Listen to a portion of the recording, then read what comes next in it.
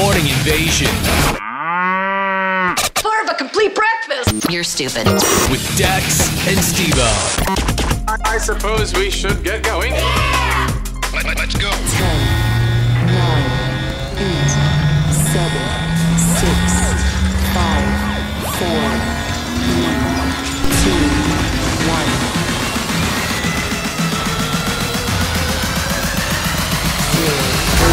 And we have liftoff. Good morning, everybody. Welcome to the show.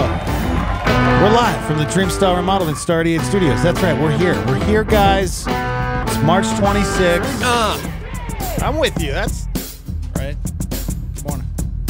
We're just marching together, am I right? Come on, Winifred. Withdrawal symptoms? Really? Come on. Come on, really? Best of on Friday was beautiful. Just wait until you hear why I wasn't here. Are you going to tell the story on the air? Even though you shouldn't? I was going to say, I'll say this. I was asked by the detectives not to until the case is closed. Wow.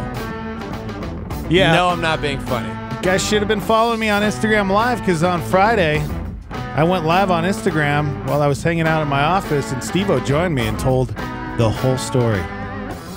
Wish that was still up, but it's not. It's not, guys. I'm just saying. I kind of would love to roundabout way talk about it, considering this weekend there was a March for Our Lives, and my story has a direct correlation to gun violence. Yeah, it does. Yeah, I wonder if there's a way you could tell the story without giving a lot of details. I probably will. Okay. At some point. All right. What if I tell the story? No, because then but yeah. The detective told you not to tell the story. And it wasn't like it was just asked because it could hinder the investigation. So, I don't want to do that. Yeah, you don't want to do that. No. Are you kidding me? It's 2018, and there have been 15 homicides in Albuquerque, I believe I read. Or was it 18? How many in your neighborhood? 10 unsolved. How many in your neighborhood? So I don't want to hinder any more. That's what we need to find out. How many of those homicides happened in your neighborhood? That's a pretty good indicator of my weekend. Yeah. Yeah, that's right. That's right. Got a text message late Thursday night, and yeah, Steve-O will not be joining me on Friday morning. And I said to myself, well, so I could just do best of and relax. Yeah. Or I could do the show by myself, which would be terrible and awful, and nobody wants that. Or I could ask somebody to come in, but then I'm like, I don't really like anybody else. Yeah. Just kidding. I love everybody else. Here's what's hard is you read these stories, KOAT, Action 7 News, reported Justin Matthews says that 9 homicide detectives, 9, that's all there are. 9 homicide detectives are working on 10 unsolved murders for 2018 and 35 from last year. Let's be detectives, man. You know what, bro? Let's do it. Let's sign up. After Thursday night. Are we too old? Are we too old? Can we sign up? How do we get in there? I don't know, man. Do you have to be a cop before you can be a detective? I mean, I feel like that's probably or can you just jump right into the whole detective thing? I doubt you can just jump I want to that. bypass the whole cop thing and just jump right into being a detective. That's what I want to do. Good morning, everybody. Welcome to the show. You guys can text in 505-585-LIVE. That's 505-585-5483. Contribute to the show. Be a part of it. Text in. Of course, phone lines are open. Excuse me. 505-338-3700. You guys can call us anytime. Anytime. We'd love to talk to you. Maybe something's going on in your life, or you want to contribute to the show. You have something to say. Please call us. We love hearing your voices. How was everybody's weekend? Everybody doing good? What's up, Britt Romney? How did Friday go? Friday evening with McVeigh's? Really well. Yeah? At least according to Jack Jeter, my teenager who went to youth. Went to the old youth groups. Loved it. Good. Yeah. I'm glad.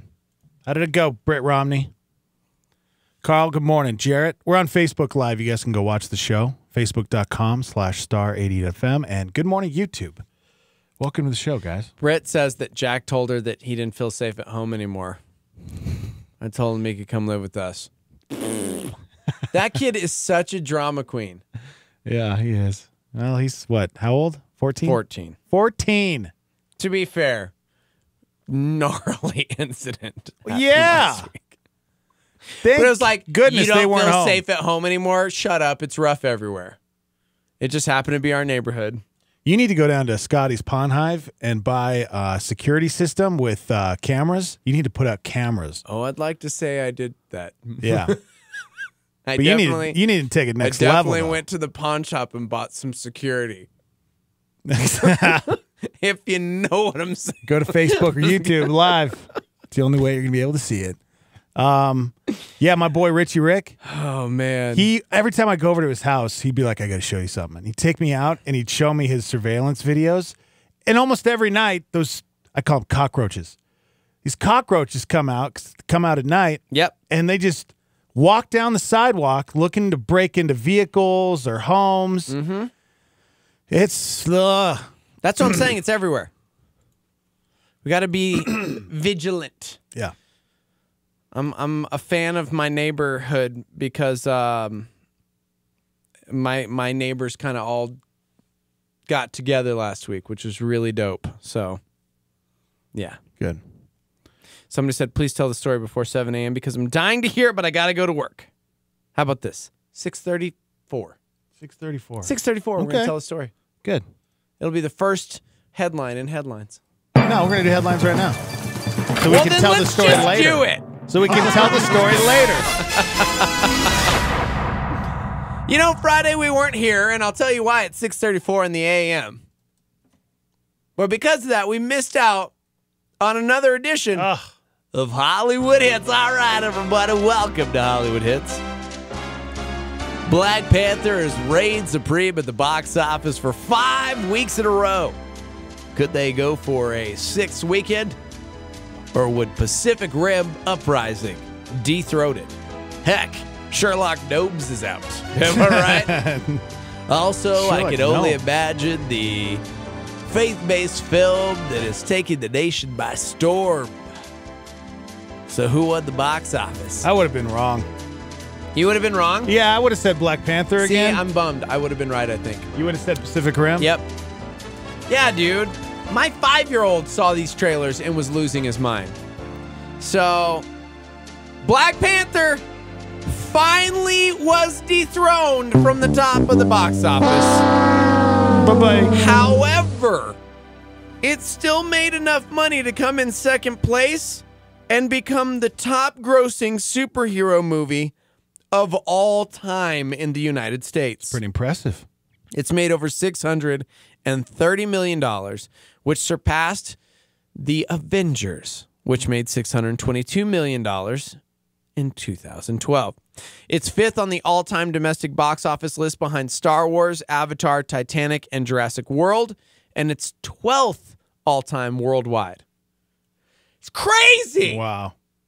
But Pacific Rim Uprising made $28 million in its opening weekend and knocked Black Panther off of the top spot.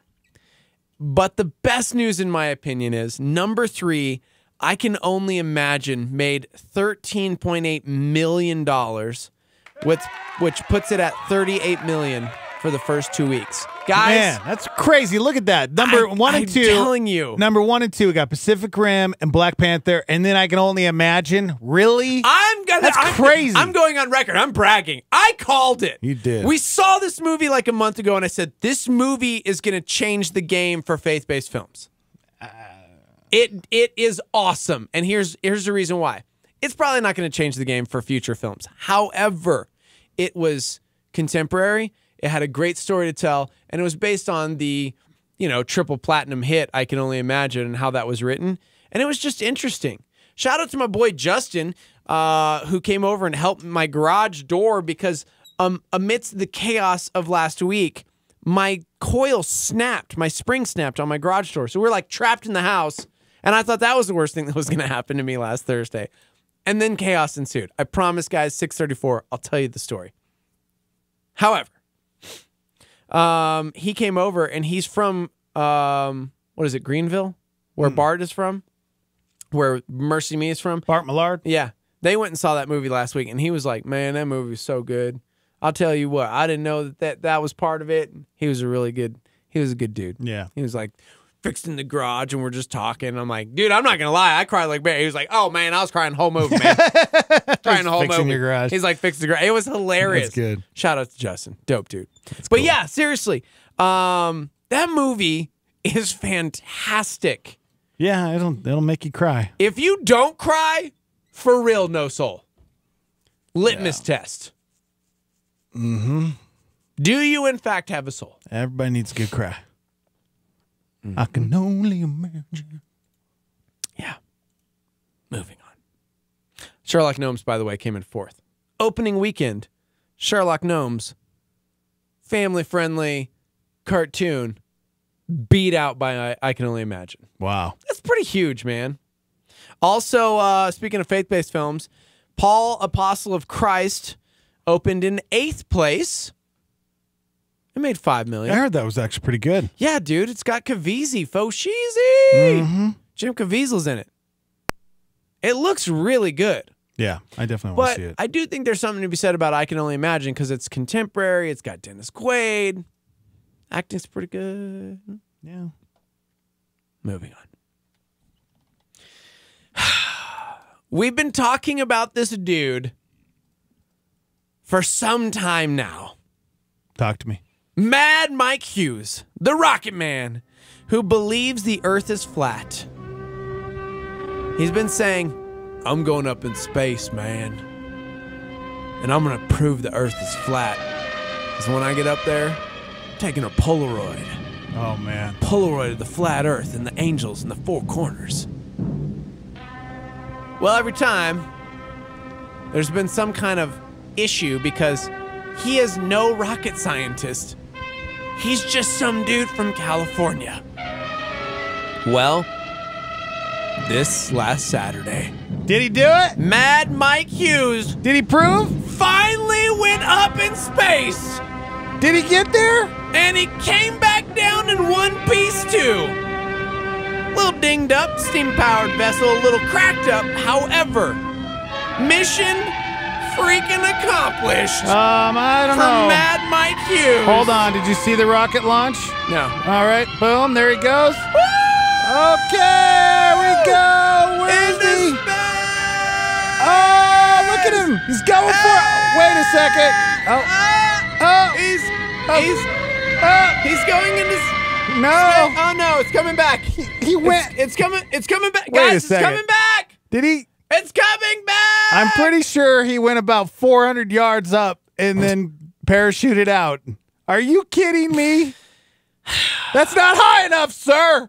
Yeah, I mean, airplanes rocket. Oh like my gosh. 30,000 feet. How disappointing is that? I took pictures from an airplane that were about 20 times higher. Guys, than he got. barely went up. Mad Mike Hughes, the Rocket Man, who still definitely believes the Earth is flat, shot himself into quote space. No, he didn't. Or about 1,875 feet into the air. Oh my gosh.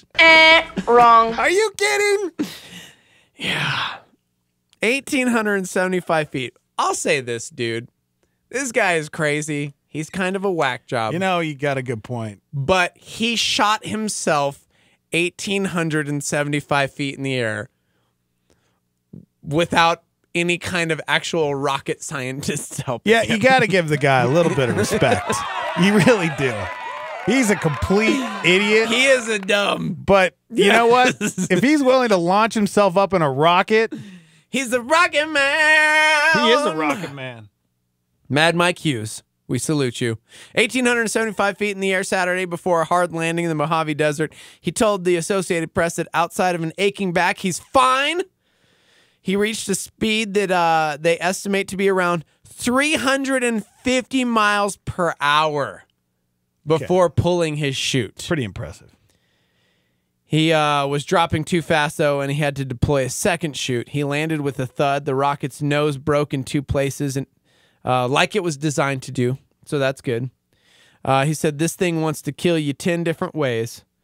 Gosh. He had an altimeter in his cockpit to measure his altitude. So an altimeter, not an altimeter. The thing will kill you in a heartbeat, he said. Do I believe the earth is shaped like a Frisbee? I believe it is. Okay. Do I know for sure? No. That's why I want excuse me. to go into space. That's his project for down the road. He says he wants to build a raccoon. Oh, my gosh. It's basically a rocket that's carried into the atmosphere by a gas-filled balloon. So it's a rocket balloon, or as he calls it, a raccoon. That's so cute. I know, bro. Separated from the balloon and lit, this rocket would take him about 68 miles up into space. Into his death. Yeah, dude. But for him, maybe I feel he'll like be recording someday it. when they make a movie about his life, because you know that's going to happen, and he dies at the end, but he sees the Earth at the end of the movie, they're going to like totally add in the flat Earth or something. See, here's Like, what's I did it. here's what's cool. No oxygen. Yeah, he's got cameras following him around right now, and he's man. making a documentary, and this can be out sometime. I think early next year. Dude, that guy is a dumb. He's a dumb. That is crazy. Well, you know, he's on a mission. Speaking of documentaries, our boy Conor McGregor, did you see that his Oh documentary yeah, hit Netflix? I'm excited to watch that. I added like 10 things because Chrissy went out of town over the weekend. I'm watching this, I'm watching this, I'm watching this, and I ended up watching my children instead because I forgot I had those. Okay. We had baseball, which, by the way, shout out to my boy Diego Sanchez. The Nightmare? Yeah. He still call himself the Nightmare? Is he back to that? I mean, we'll talk to him. Is he going to come in? He's going to come in this week. Okay. We were at baseball yesterday, and Oh, no, Diego. I'm not going to hold my breath. oh, snap. I'm going to text him right now. Tell him Bernadette, he said make that. it happen. He's fired up Make it yesterday. happen. He's got some news. I'm really excited, and I can't break it. Okay. Moving on. He'll break your face if you don't. Dude. Actually, you know what the funny thing is? He's a killer in the octagon. Man, I hope they were doing voting of the top 25 fights all time, UFC. And his fight versus Gilbert Melendez was up there, man. Oh, yeah. It kept, and I Heck just kept yeah. voting. Vote. It's my boy. Yep. I was going to say, he's like a killer in the octagon. He's got crazy eyes. He's he got just goes crazy for eyes. it. But in real life, like, he's one of the kindest dudes. So, I love him. Moving on. Won't be saying that when he knocks you out. Why would he knock me out? You just want to play sound effects.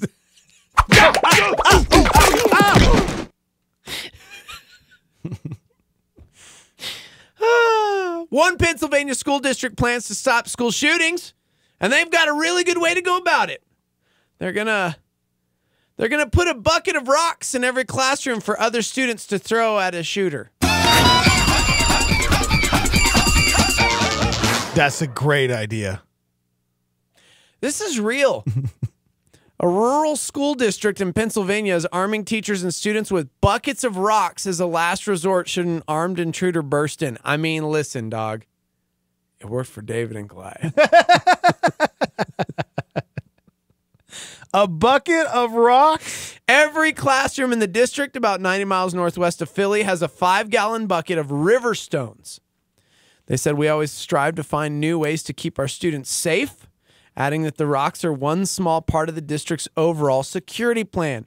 Throwing rocks is more effective than just crawling under desks and waiting, and it gives students and teachers a chance to defend themselves. Yeah.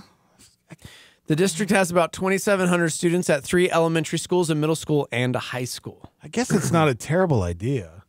I mean, if you might as well defend yourself somehow. I mean, they've got a new program called ALICE, which stands for Alert, Lockdown, Inform, Counter, Evacuate, Throw Some Freaking Rocks. Wow. Just kidding. That's not. It's called ALECIT. The rocks are part of the counter portion of training, fighting back if the intruder makes his way into the classroom. A bucket is kept in every classroom closet. So I guess that's better. So it's locked away in the closet? I guess. I mean, yeah. I don't know. I get it. All right, we got to take a break. When we come back, Steve-O's going to share some of the details of what happened on Thursday night. So people have been asking because we didn't have a show on Friday, and it's like, come on, guys, where were you? I'll give you my doctor's note, Yeah. if you will. However, a very, brief, vague overview because I can't share details. Yeah. I'll give you my perspective. How's that? All right, we got to take a break. We're live from the Dreamstyle Remodeling Star 88 Studios. We're live on Facebook as well and YouTube. You can go watch the show right now. Star 88 FM. We'll be right back. Hang out. The Morning Invasion. Hi, I just wanted to call and tell you guys that I love the Morning Invasion and listening to the music on Star 88. I especially love the Morning Invasion. I listen to it every morning and it just cracks me up all the time. And my siblings, when they hear me laughing every morning, cracking up hysterically, they say, "What are you listening to?" And it's like, "Oh, it's the Morning Invasion. It's great."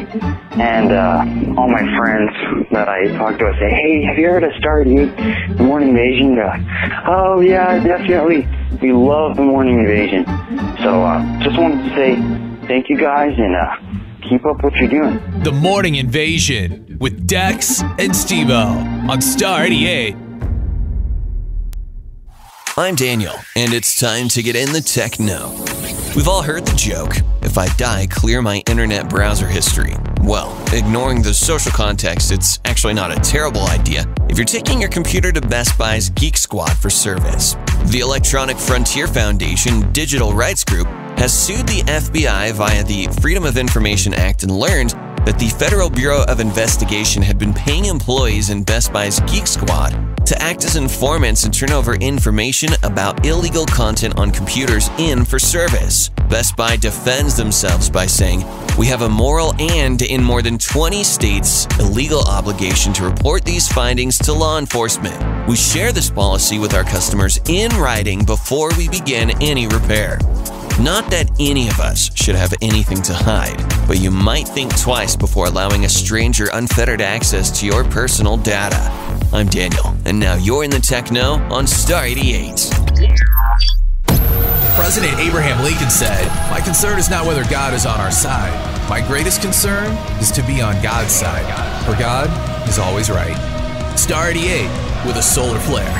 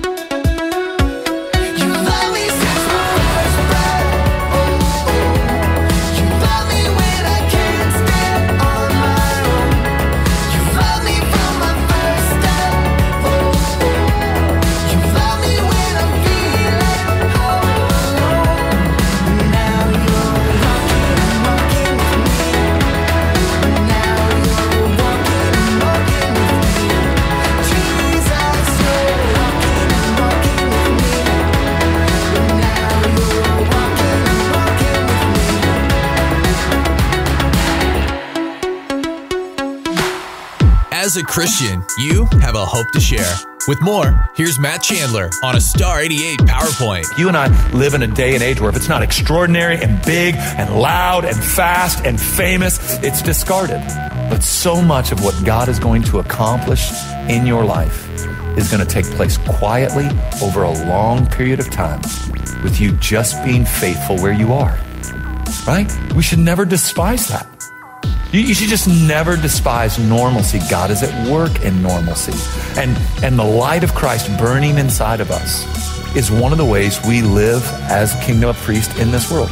We're faithful to our wives today. You know why? Because 60 years of that means we've been faithful for a lifetime. And we're faithful to our husbands today because 60 years of that is faithfulness for a lifetime. And we're as good a parent as we know how to be today because that's all we can do, right? That's Matt Chandler on a Star 88 PowerPoint. Hey, what's going on in the news today?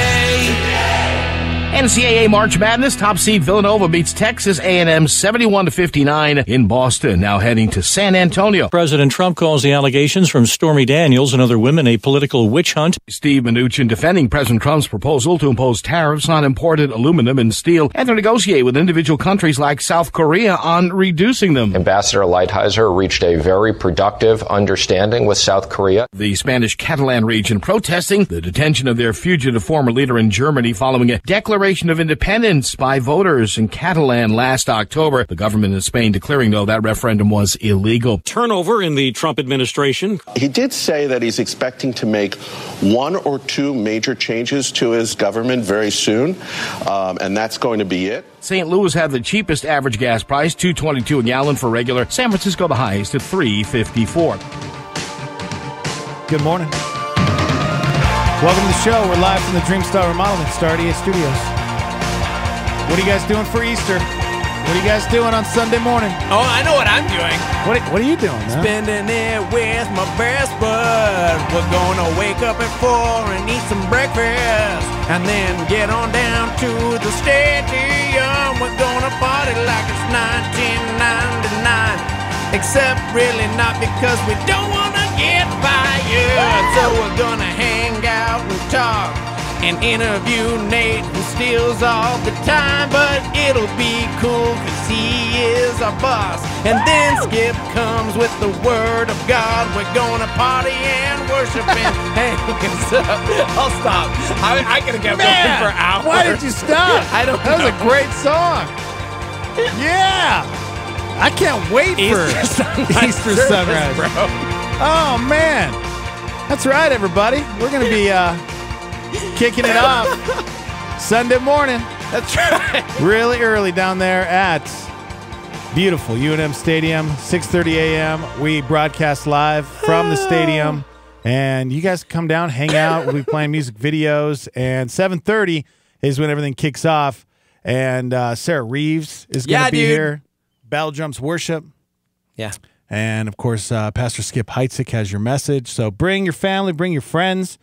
It's always a great time, and we look forward to it every year. It's one of my favorite days of the year. Yep.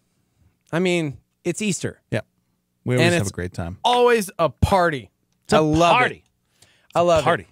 I hope it's warm. Yeah. No kidding, right? It's got to be. I mean, did you see the weather this week? It looks so great. We're looking at like 60s, basically. So great. And I think 70s this weekend. Okay. So, I mean, I'll take it. See what happens. I'll take it. We're live on YouTube and Facebook, so you can go watch the show. Either one, you guys choose, whichever device, whichever app you'd like to watch us. YouTube.com/Star88FM or Facebook at Star88FM. All right, so Thursday night, I get a text message from Steve-O saying, oh, man, that something went down in front of his house and that he wouldn't make it in Friday morning. Yeah. With a photo. All right, I will say, I'm not going to be very detailed because I really don't want to hinder whatever is still stewing on this. Sure. I'm going to give you a little taste of my Thursday night from my perspective. Give us a little taste. All right. Chrissy went to Boston, right? So this is the night before she's leaving to go out of town. I got to do the show really early in the morning. So the kids need to wait to get to school the next day. So Christy's parents are like, we'll watch the kids overnight. So we're like, sweet. Praise the Lord. I love the way God works because you never know. So we're thinking, right on, we got date night. Kids are gone. Let's kick it. If you know what I mean. Okay. Well, we've been married like 15 years. It's like our biannual tradition. Oh my gosh. Alone time. Alone time. I'm stoked. So we do what Wow. anyone who's been married longer than a decade does. We watch television together. Oh. You guys watch TV together? So we're watching TV, and my bladder was like, "Hey, you gotta take care of this." So I'm like, pause. I pause it. Whoop! I'll be right back. So I'm in the bathroom, and all of a sudden I hear Chrissy go, "I think I just heard gunshots," and I'm like, "No, you didn't." And she's like, "No, I'm serious. I think I did." I'm like, "Okay, whatever." So I go back in there, and I'm like, "Are we going to start the show?" And she goes, "No, I'm being serious. I think I heard gunshots." And I'm like, "Okay." So it's like silent, and we're listening. And then I hear outside. Yeah. And I'm like, kind of like muffled yells or something. Okay. And I'm like, ugh. So I'm irritated because I'm like, bro, I'm hanging with my wife. Seriously, we never get to hang out by ourselves. Watch TV. So Chrissy's like, I'm just going to go run upstairs and check out of our balcony and see what's going on. And so I'm like, ugh, like slowly following her upstairs. I just want to watch the show. Yes, dude, irritated. Gosh. And all of a sudden I hear, Steven! She yells Steven in like a loud, blood-curdling, something's wrong yell. I book it up the stairs as fast as I can at this point. All of a sudden it's like, game on. Well, you guys remember like a month ago when I shared the story of crazy teenager pointing a gun at somebody? Yep. Crazy teenagers in the street screaming, yelling something incoherent at an older lady. And I'm going, well, that's fun. That's what I'm focused on. My wife, however, is focused on the teenager who is lying bloody in our rocks because he was shot in the face. Oh my gosh. In front of your house. In my rocks. In my front yard. Kid got shot in the face, bleeding out. Yeah, so I don't even... Yeah. So we run downstairs, we grab a bunch of blankets, we go outside, and I want to give a shout out because I can't really tell details and talk too much about it, but I want to say I have a neighbor, her name is Tiffany. She's a labor and delivery nurse. And we got out there, and she was already applying pressure and already working to save this kid. And it's like, help me lift his legs, help me move this, help me do this. And a bunch of 911 calls later, which, by the way, did you know that 911 can get busy? Had no idea. Really? Your call is very important to us. Well, yeah, I would imagine they only have a certain amount of... Right. I'd never experienced that dispatchers. before. So, which, little known fact, if it is that crazy and everybody else is trying to call, I just hung up because I didn't want to jam up the line. And then they actually called me back. Like, did somebody call 911? Yeah. So my DJ-ness kicked in. My media radio guy kicked in, and I actually just immediately started asking all of the questions, but that's about all I could probably tell at this point. But yeah, guys, so it was interesting because this weekend happened to be March for Your Lives or March for Our Lives or March for Your Guns or whatever. And I don't mean to belittle, I promise. But it's just an interesting time because, yeah, dude, two 18-year-olds got into a scuffle in my neighborhood, and it ended with one shot in the face. He lived. Thank God. The paramedic said that if it hadn't been for Tiffany, my neighbor, we don't know what would happen. Yeah, but he could have bled out. They were able to stabilize him. But for me, it was the closest I'd ever been to something like that. Yeah. You know, I've been with family members when they passed away, you know, and I've seen death. I've never seen traumatic face hanging open, teeth shattered. You were saying it was so close to, like, it was like a movie. You were watching a movie. Because he's like, hold my hand. And he's looking at me in the eyes going, I don't want to die. I'm like, you're not going to die. Stay with me. Stay Yeah. with me. No, for real. Yeah. What's your name? Hey, man, how did this happen? Talk to me. It was crazy. And yeah, so that was my Thursday night, which led in, I was with the officers and the detective. My house was a crime scene. Yeah. My front yard was taped off with police tape. And I'm like, okay, well. So I was with them till like, midnight or something like that. So it was like, Dexter, I'm not going to do the show tomorrow. I promise I'm not lazy. Here's a photo. And I text back, you wussy. You're such a wuss. Get your butt in here. And I haven't told the story. And I still won't tell the whole story yet until the case is closed, because sadly the case is not closed yet. Because they had it on the news, and according to the news report, they don't have a motive or a suspect. And I'm going, They don't have a motive or a suspect. yeah. Are you kidding me? I don't want to lend any more to it. Oh my but gosh. What? Somebody You'd think sadly, they'd have that kid's face plastered everywhere. Are you kidding me? Somebody said, Steve-O, bro, right there with you. This was my Friday night outside of my house, and it's a photo with a bunch of police officers. I will say, shout out to the Albuquerque Police Department, because 911 was busy, and I'm going, what is happening? And I can hear sirens, but they don't know where to go because nobody knew what was happening. The people calling 911 were losing their minds, obviously, because like the girlfriend was trying to call and she was in hysterics. And so when they called me, I'm like, it's this address. Yeah. He's in my yard. And within seconds, there were like 4 different patrol cars. There was a rescue vehicle. There was the fire department. Like everyone was on the scene. Everyone did their job. Everyone was there they got the kid stable. Nice. And took him to the hospital. But what the heck? Like what is Yeah. I can't imagine that happening. And thank God, like you said, that your kids were gone. Yeah, seriously. Thank God. Because that could have been a traumatic experience for It was him. amazing to see how God moved in that moment, because it was a moment of chaos and it was very traumatic. And yet within that, I met a lot of my neighbors that night. And it was like immediately, like I said, my neighbor Tiff is a labor delivery nurse. She was able to like stop the bleeding, and she said she was thankful to God because that week they had been talking.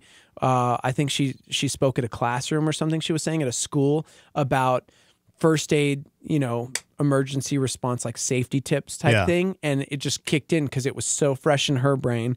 So she was just like, "Help me lift his feet, help me," and it's just, okay, no, now what? Like, what do we do? Yeah, and so that's going on, and then.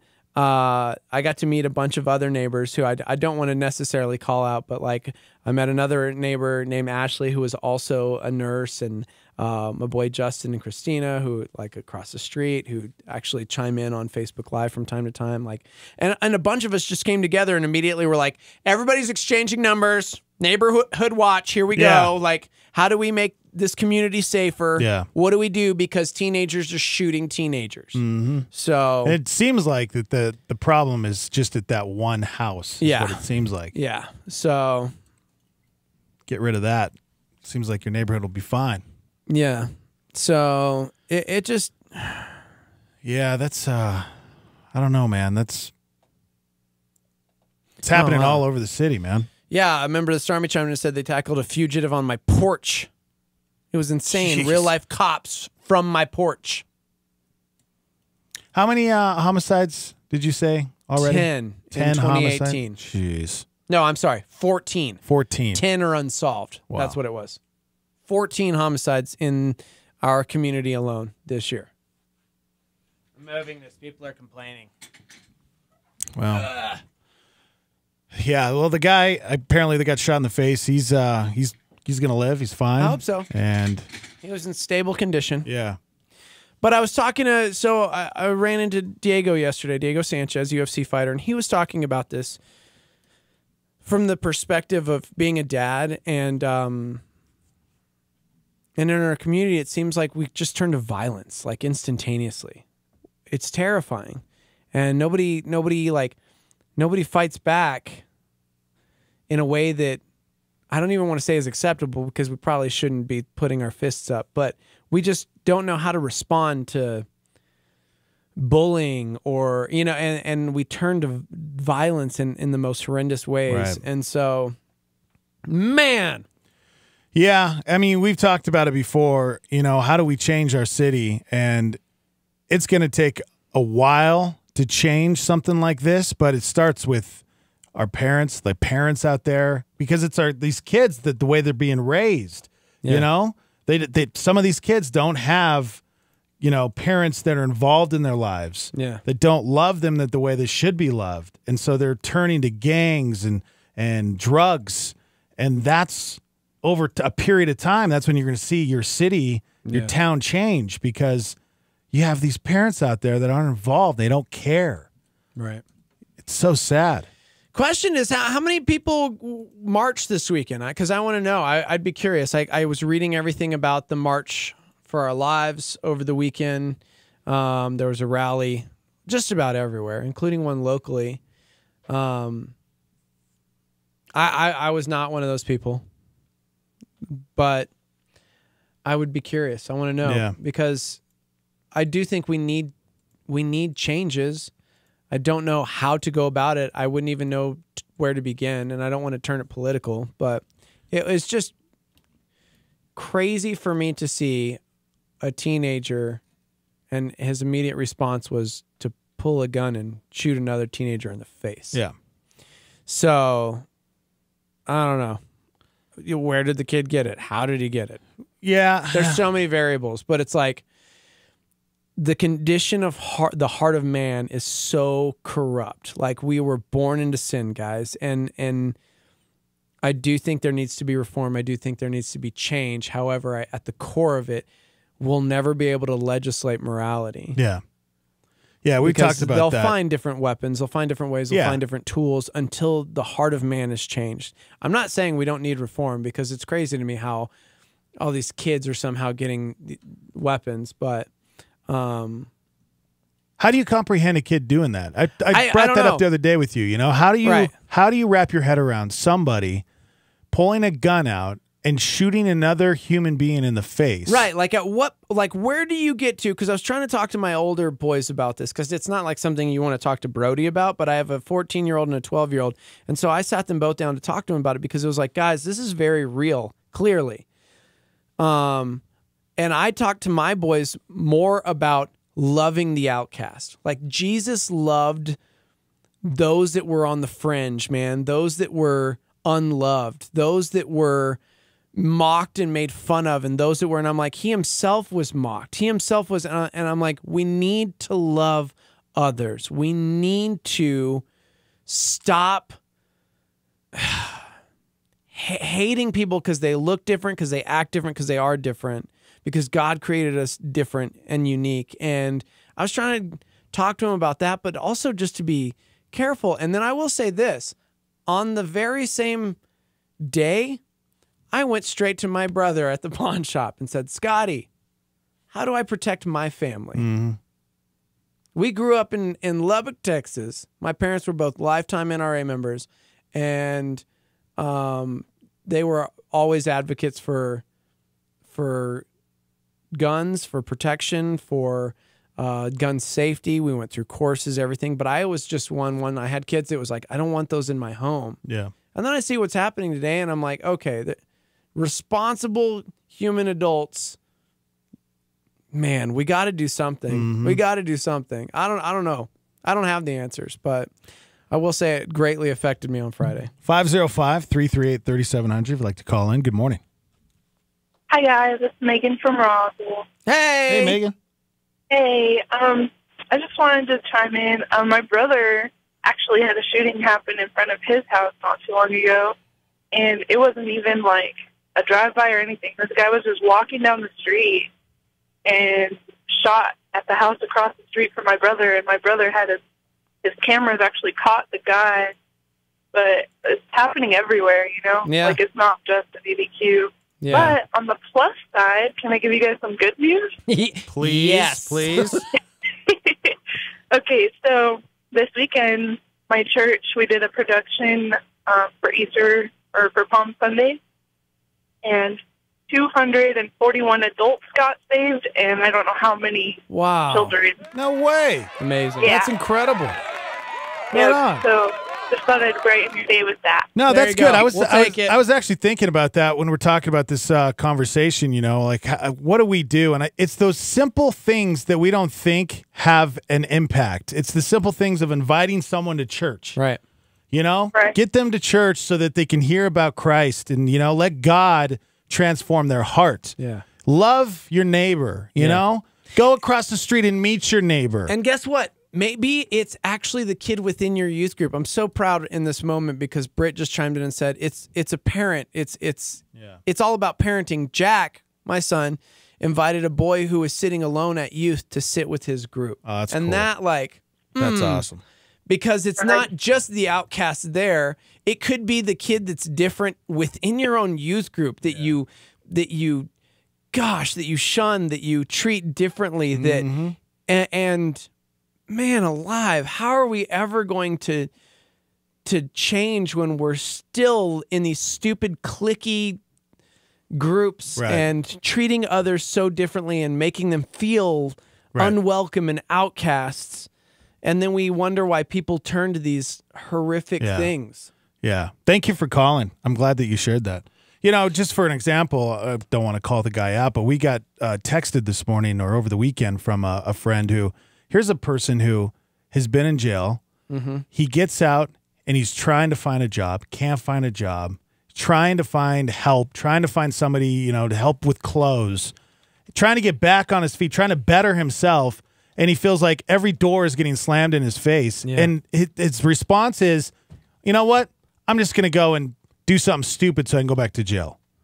Because nobody will help me. When people reach out, we have to act. We have to do something, before they end up making those bad decisions. This is, we have to stop, get out of our little comfort zone. Yeah. Because we get trapped in our own lives, and we never know. The person across the street might be dealing with something that could have eternal consequences, Yeah, absolutely. We don't know somebody else's situation. We really don't. And what will kindness bring, and what will love bring? Now, I will say, clearly, we're talking about a very large issue to a point where half of our nation is marching over the weekend, for gun reform. And I do think there needs to be some changes. I'm all for stricter gun laws, but I'm definitely for a responsible adult carrying. I mean, we're an open carry state, which is crazy. I love that. I think that's great. So it's, I don't think I can immediately just go, oh my gosh, we got to ban all weapons because I saw a kid shot on, because I don't know. It's a whole conversation. Yeah, it's all that to say, prayers, guys, for our communities, and prayers for our police department that are dealing with so much. Man alive. Don't even know where to begin. We got to take a break. We're live from the Dreamstar Remodeling Star Idiot Studios. We're live on YouTube and Facebook. You'll watch the show. Go subscribe if you haven't yet. Share it with your friends. We'll check some voicemails when we come back. We got some life hacks for you. We have the dumbest excuses people have used for being late to work. We've got a lot to do. It's Monday. Good morning, everybody. We'll be right back. We're surrounded with traumatic events, disaster, and the loss of loved ones. It makes you feel powerless. How can I help? How can I make a difference? The International Fellowship of Chaplains provides training to meet the physical, emotional, and spiritual needs of victims during times of crisis. Training will be held April 9th through 13th from 8 to 5 at New Beginnings Church, 3601 Montgomery Boulevard Northeast in Albuquerque. Make a difference at ifoc.org or call 505-363-5600. 5843. Star 88 thanks Jake Canales at Doorway Home Loans for becoming a power partner. Jake Canales at Doorway Home Loans provides VA, FHA, USDA, and conventional home loans for purchase and refinance mortgages. Jake Canales, Doorway Home Loans, 505-261-5138. Doorway.com/Jake-Canales. Jake Can. Philippians 4:13. NMLS number 310617. Doorway Home Loans, a DBA of International City Mortgage Incorporated. NMLS number 222730. 2,000 years ago, Jesus suffered and died on a Roman cross. His body was buried in a tomb and guarded by armed soldiers. The circumstances seemed hopeless, but God. All of us experience times of desperation, but as James Montgomery Boyce said, if you understand these two words, but God, they will save your soul. If you recall them daily and live by them, they will transform your life completely. Join me Easter Sunday at 7:30 a.m. as we celebrate history's greatest but God moment, the resurrection of Jesus Christ. We'll enjoy music from Battle Drums Worship with special guest Sarah Reeves.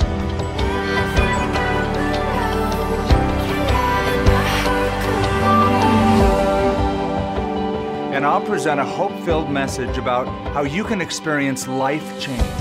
I'll see you there. This is KLYT, Albuquerque, Santa Fe, Star 88, New Mexico's Fresh Alternative.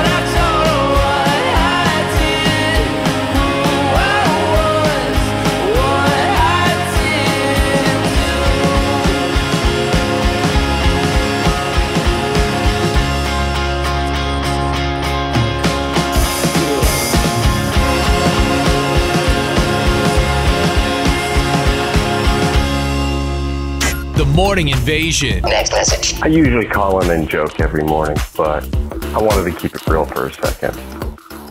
Everybody knows why Star 88 is phenomenal, and that has to do with the morning invasion. And more specifically, the Star Me, speaking on behalf of the Star Me, knows exactly why. And it's because of two gentlemen. You two gentlemen are the most awesome part of our morning as far as the Star Me is concerned, and you guys make it fabulous. You guys talk about real truth, the gospel truth. You guys play some good music, and you guys are hilarious. The morning invasion with Dex and Steve-O on Star 88.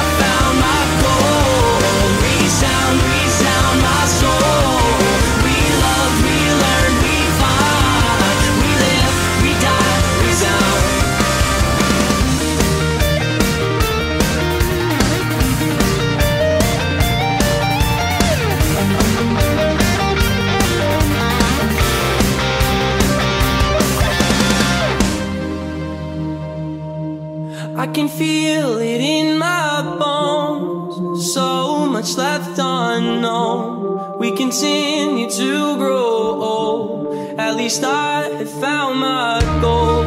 I can feel it in my bones. So much left unknown. We continue to grow old. At least I have found my goal. I can feel it in my bones. So much left unknown. We continue to grow old. At least I have found my goal. Resound my soul. We love, we learn, we find. We live, we die, resound. I found my goal. Resound my soul. We love, we learn, we find. We live, we die, resound. Ready for this? What? The Morning Invasion with Dex and Steve-O. Ladies and gentlemen, give it up. Oh, yeah. Good morning. Welcome to the show, everybody. Live from the Dreamstar Remodeling Star 88 Studios, Dex, Steve-O, Morning Invasion. Good morning. Go watch the show right now. Like Elizabeth and Bruce on Facebook Live. Hello, my name is Bruce. What's up, Mark? How you doing? We're also on YouTube. Go and subscribe. Star 88 FM on YouTube. Go watch the show. We upload all the shows every single day. Good morning, Stormy. What are you doing? Turn that radio down. Or maybe... Yep, turn it down. Turn your radio down. Watch the show. We upload all the shows. Okay, good. Hello? Turn your radio down, please. Thank you. Oh, sorry. No, it's okay. Is this Winnie? Yes, it's Winnie. Hey! You got to give her a break. I'm She's so like sorry. 14 hours away from us. Pardon? Oh, sorry. Hold on. Let me turn the TV down as well. Man, you both at the same time. Winnie, you got a lot going on. Sorry. I know. Oh, I'm not working this week, so I'm spending all my time listening to you guys. Oh, good. man. I'm so sorry. Good. What's up, Winnie? Not much, but I was sorry to hear about what happened to you guys Yeah, it was kind of crazy. with the cops and everything. Yeah. Yeah. But the first time I saw a gun was in America, actually. I was in New York, and I was very shocked because it was the cops. The cops carried a gun in New York, so it scared me a little bit because we don't have cops carrying a gun here. They just hit you with a truncheon. Oh, are you kidding me? Cops cops don't carry guns? Yeah, they have like. Nope. Wow. The special police that are out now because the terrorists, they might carry a gun. Sometimes when I'm in London, I see them, or at the train station. But normal cops don't carry a gun at all. But we still have gun violence, not as much as you guys, because we still have school shootings, but not as many as you guys. It's just every now and again. Yeah. So it's a lot different. Yeah. Man. Yeah. It's a bit scary, and I see all the guns, all the shootings and everything there. Yeah. Yeah, I feel very can bad see how for all that the would be. kids. Yeah. That would be interesting to live in a different country and see it from that perspective, Yeah. like what goes on here. Yeah. It shouldn't Yeah, be it's very the strange norm. when I come to America. Yeah. And I see them. I did see someone pull a gun out in Philadelphia once. I was with a friend of mine. And I was like stunned because I was just standing there looking, and she dragged me away, which is a good job. She's seen guns before. Wow. I was just a little shocked. That's so crazy. You should never, ever be accustomed to seeing somebody pull a gun. Yeah, that's not normal. Yeah. Yeah, I know. I mean, I know. But guys, please don't take too much time off. Oh, we won't. We're here. Well, we still got a lot of vacation. We're here all have week. withdrawal symptoms. I'll bet. I Yeah. know. We're here all week. I did have. I know. I had to listen to podcasts all week. God, we're off for like a day and people lose their minds. I don't understand. That's because we're loved, Dex. Just Well, I get it, accept but man, Yeah, we love you guys. Well, I get it, I but walk on the street and I forget that I have my headphones on listening to you guys, and I forget that I'm on the street, and I'll bust out laughing, and people turn around looking at me like I'm crazy. Because you guys are just so funny. See, just making change in the UK, bro. That's Come cool. on. Well, we appreciate Yes, that. you Win. are. Thank you. We appreciate that. It's a I'll tell all my crossover. friends to listen to you guys.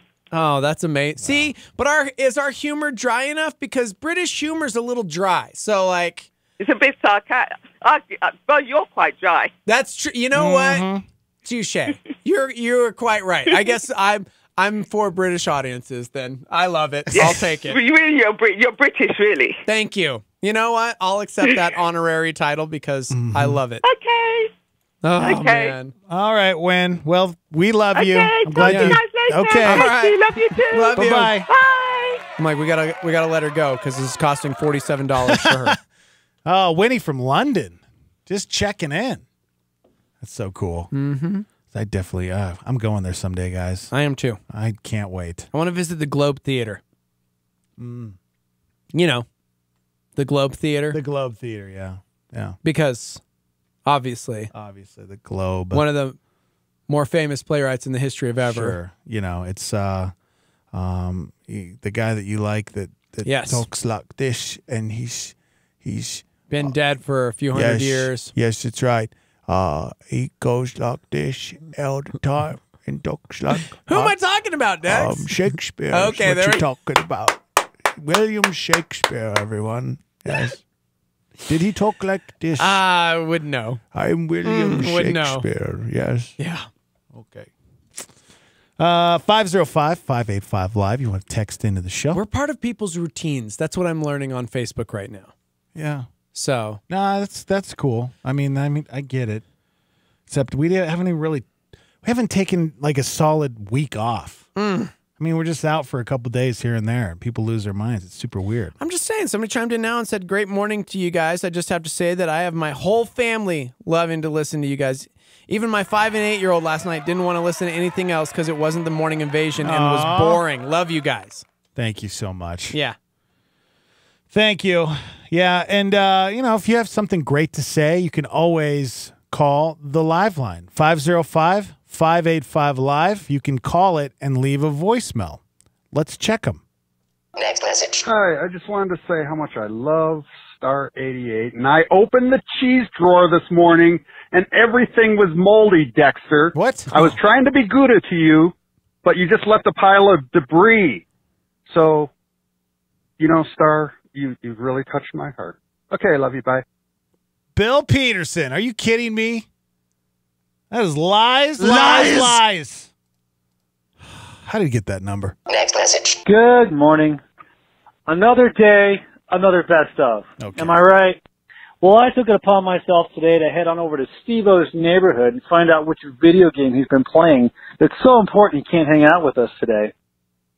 Wait, there's a lot of police tape over here. And some officers? Okay. Oh, one of them saw me. I gotta go. Okay. TJ, come on. What is happening with our voicemails? 505-585-LIVE. You guys can not only text into the show, but you can call and leave a voicemail. Next message. Hi, I just want to say how much I love Star 88. And I go in the pantry, and all the peanut butter is gone. The creamy and the crunchy. I'm going nuts here.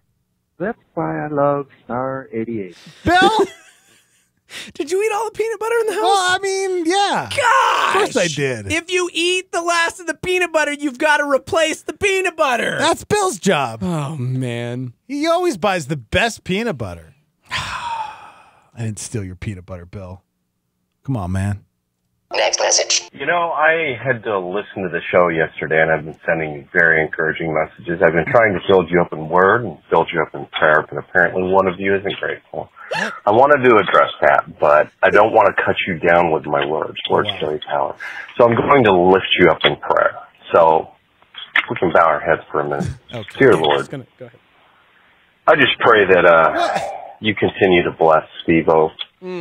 And show him all the blessings he's got throughout his life with his beautiful children. No. Fantastic wife. In the name of Jesus. Great job. Oh, my Great God. outreach, in fact, as well. Mm-hmm. Lord, I pray that you would take that anger from Matt Gentry's heart Oh. and just humble his heart. Lord, I'm afraid that Matt Gentry's going to suffer from a heart attack. Oh, my gosh. Lord, I pray in your name. Amen. I am not Matt Gentry, sir. Okay? That dude is my favorite. Wrong. Sick of that guy. I really am. Never get Sick of him. 505-585-LIVE. Call it. Leave a voicemail. I would really appreciate it if, more than the same, we got 4 of the same people that usually leave the voicemails. Maybe somebody else that's never called that. Maybe they could do that for me. And I don't know. You guys can say whatever you want. I enjoy checking the voicemail. So 505-585-LIVE. Call it. Say whatever you want. Okay. All right. Say what you need to say. Say what you need to say, guys. Say what you need to say. We're also on Facebook Live and YouTube right now. Go there and watch the show. We didn't get a chance to do some good news this morning. Good news, ladies and gentlemen. Good news is good news, and the good news is... I've got good news and good news. Pretty good. Put some good in your morning. Good news, there's a monkey jumping on houses in the neighborhood.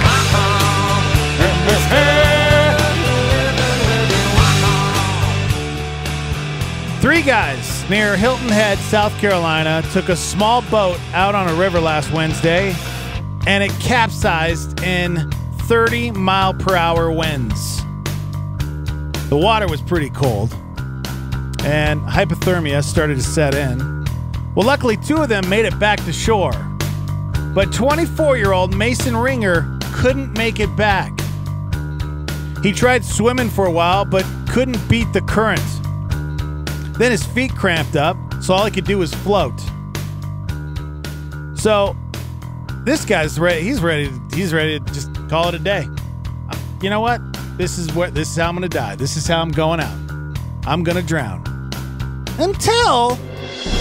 Oh, no. A random dog heard him yelling for help. Stop it right now. A 7-year-old yellow lab named Woody happened to be outside, jumped in the water, and swam straight for him. This is why dogs are so much better than cats. Oh, so much better! Mason grabbed its tail, and the dog started to pull him back. Then he lost his grip, so Woody turned around and swam back for him. Let him grab onto his collar and pulled him the rest of the way. Police think Mason probably would have drowned if the dog hadn't saved him, and apparently it wasn't trained for this or anything. It was just instinct. Sounds like a pretty special dog, though. He also climbs trees, which is kind of odd, and his owners trained him to sit when he hears a C strummed on a ukulele. What? Okay. Mason and his friends are all fine. He told a local reporter that he was planning to, quote, buy that big old dog a steak. That's right. I love it. Quote, buy that dog a big old steak. Yeah, you didn't have to go. I mean, it could have gone either way. You quoted someone. I know, but I mean, yeah. I am a journalist. I have journalistic integrity. If you quote someone, you've got to get it right. What kind of dog was it again? It was a... that was a golden retriever. Golden retriever. Those dogs are so amazing. Mm-hmm. I had friends that had golden retrievers, and they are... I mean, some of them are pretty amazing, and some are just derelicts. Just... That's a good word. Awful, awful dogs. But for the most part, they're pretty good dogs, and they'll save your life. Dude, Rocket, he is taken to a bad habit recently, and I'm like, I got to kick this habit. When we were out of town, we had a house sitter, and the house sitter didn't know all the dog rules, one of the rules being not allowed on the furniture. So we came home, and there was a nice little oval ring on one of our couch cushions and hair. Why didn't you put a blanket down or something, man? Because we don't allow him on the couch, and he's never gotten on the couch. Oh, come on. So now, ever since we've gotten back, I'll walk upstairs for something, I'll run downstairs, and he'll be sitting on the couch and give the look and be like, oh, like, I know I'm not supposed to be here. I'm getting off the couch. Gosh. Like, I don't even have to say anything because he knows. What a brat. But if no one's around, homie jumps on the couch.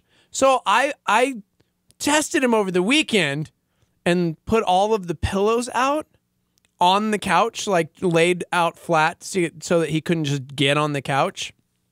And I came downstairs, and the pillow where his spot was moved onto the floor, and he was on the couch in his spot. Gosh. I'm like, I don't know what to do. Spray bottle. My dog has a spot, but it's kind of endearing and cute because I love him and he's cuddly. Well, put down a blanket, man. Put a cover over your couch or spray bottle. That works. That's how you Why get. would I spray my dog? Yeah, I know, but he's not a cat. You spray cats. No, you do love dogs. No, well, you love dogs, but Peterson's did that too with Dexter and his barking on the TV. They don't have real dogs. They're like little drop kick things. Like They're not like, real dogs. They're like this big. I shouldn't say that. You know what? I'm sorry. Lily and Dexter, if That's you're right. listening, I love you both. They listen every morning. I've never wanted a small little hand dog or whatever until I met them. And Small dogs are dogs too, man. Yeah, they're all right. All right. They're all right. Yeah, you know what? Golden Retriever, man. That is the most heroic dog in the history of awesomeness. Yeah, what's great about it is, so this dog jumps out, the guy grabs its tail, and he starts swimming back to shore. Well, he lost grip. The dog turns around again a second time to go back to save him, and the guy grabs his collar, and he pulls him back to shore. Gosh. Luckily, this guy didn't drown the dog. Because a lot of times people, they panic, and they end up drowning the other person, or... I mean, it could have drowned the dog. Ever engaged in a conversation over what is the best pet? Yep. You tell the story of Woody. That's right. Hi, I'm Woody. Howdy, howdy, howdy. Saving the man's life. What has a cat ever done? Nothing. Except scratched up your furniture, clawed you, hissed a little, gotten hair everywhere, made your house smell like ammonia. You tell me what your cat has done that's cooler than that. It's true, guys. Just saying. Good morning. Welcome to the show. Good morning. You know, Steve-O, they make those beds that go on couches for dogs. What? Yes, Steve-O. Wait, but what? I don't want to encourage him. Well, you don't want to stop them either because it's endearing and cute. It is endearing and cute. You're right. You're right. Touche. I did just say let that. him have a part of the couch. Yeah, it drapes over the back part, and the little cushy bed part goes on the seat, and that could be his spot. Here's what's funny. You probably would buy something like that for him, and then he wouldn't sit there. He'd sit on the other cushion. He probably wouldn't want anything to do with it. Dude. See, I think I have a big dog, and then somebody just sent in a photo this Sunday. Did you see it was like a Great Dane just chilling in the... Yeah, they brought it to church on Sunday. Big dog. Ginormous dog. And I'm like, you know what? That dog wins. Yep. I couldn't imagine having a mini horse as a pet. That's basically what they have. Yeah, so... Thank you so much for calling. Yeah. Bye. You know, Starmy just cares about you and Rocket. Cats are just... Britt Romney says cats are gross. Winnie says that cats are spoiled. Yeah. I judge people hard if they're cat owners. Really? Oh, yeah. My mom's a cat owner. I'm judging her hard right now. Well, she's like in her 70s. Yeah, but still. No dog? 60s? They don't have a dog? No dog. What? I know. Why not? I don't know. Does she want to live? That's what you need to ask her. Yes, that's why she moved to Arizona. Yeah, you never know. It's great for her skin. What if she passes Her out in the allergies. hot Phoenix sun one of these days? Yeah. She's going to need Woody to drag her back into the shade. Her cat ain't going to do that. That's for sure. Our girl Kim loves her cat and 2 dogs. Somebody said, hey, cats have saved people from house fires, traveled across country to find their families. That's all. I'm sorry. No, right here. A I don't cat know. woke. Somebody sent in a story. Oh, yeah? I'll see your dog story. And here's a heroic cat story. Family in Oklahoma said their cat helped save their lives during a house fire by warning them about the blaze. Okay. The couple and their 2 cats made it safely out of the burning home as fire crews arrived at the scene. Husband said that one cat hopped on his chest to wake him up and looked down the hallway where he spotted the bright orange glow of the flames. The man promptly woke up his wife, and the couple sprinted outside the house where firefighters soon arrived and quickly extinguished the blaze. They said the fire was likely started by a lit cigarette that was discarded into a coffee can, set the front porch on fire. Was the cat smoking a heater? Is that what happened? I guess. Fire officials said the smoke detector in their kitchen didn't have a functioning battery, so the family was lucky. The cat woke them up before the flames reached the area over their bedroom to collapse the roof. That would have been catastrophic. Am I right? Okay. Suffering succotash. I ain't feline about that one. Mm-hmm. Here they come, guys. Here they come. Just rolling in. Good morning. What's up, Dak? I have a question for you, dude, since you're talking about dogs. Yes, go ahead, sir. Is that your dog that you are always posting on Instagram? What dog? Oh, probably talking about Dexter. Yeah, I mean, the Petersons the dog? The or one you named after yourself? Yes. I didn't name it. That's the Petersons dog. Yes. Dexter. Oh, okay. I figured that was yours and that you named it after yourself. That is hilarious. I mean, that's actually a pretty good idea. Yeah. To name It's your like pet you after name yourself. some people name their firstborn Exactly. after themselves. Yeah.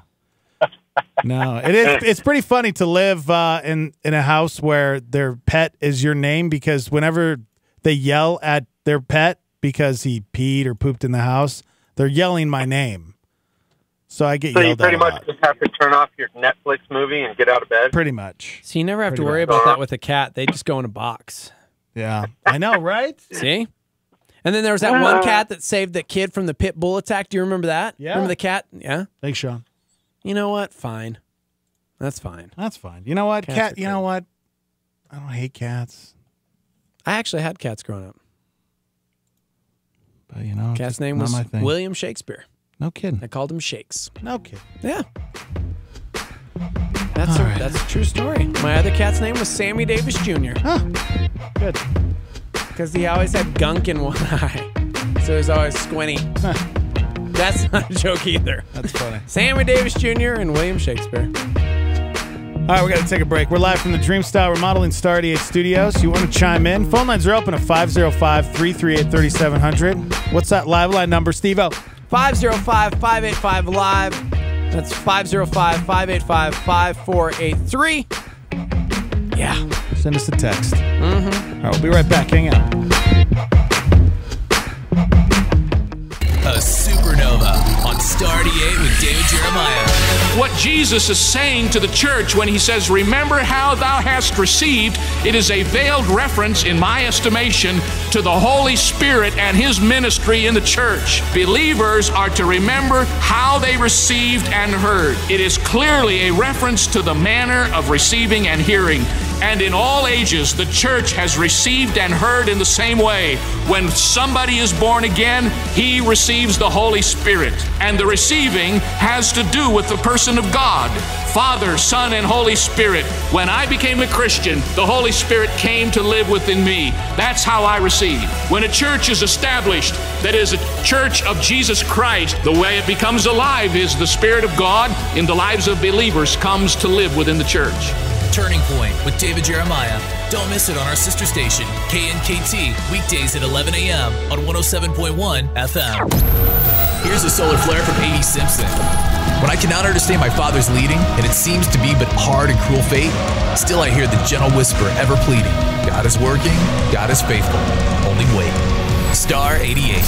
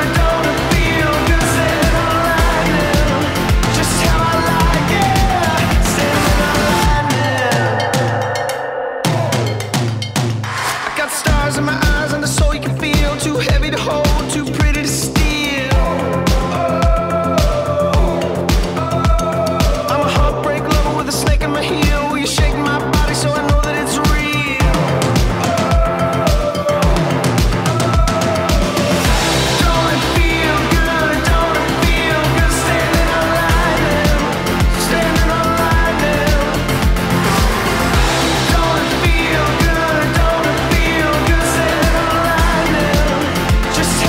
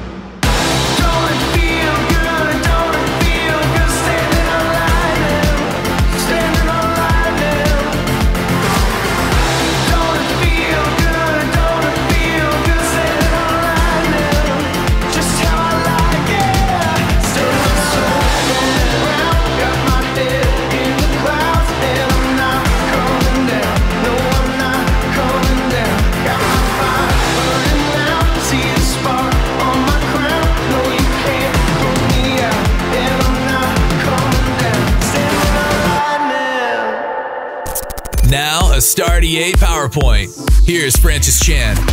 The moment you see him, because we will all see him one day, right? Could you you gotta get your mind around this. We're all gonna see him. The Bible says that when Moses said to God, Moses asked God in Exodus, he says, can I see your face? He goes, God, just let me see your face. And do you remember what God said to Moses? God says, no man can see my face and live. That's crazy.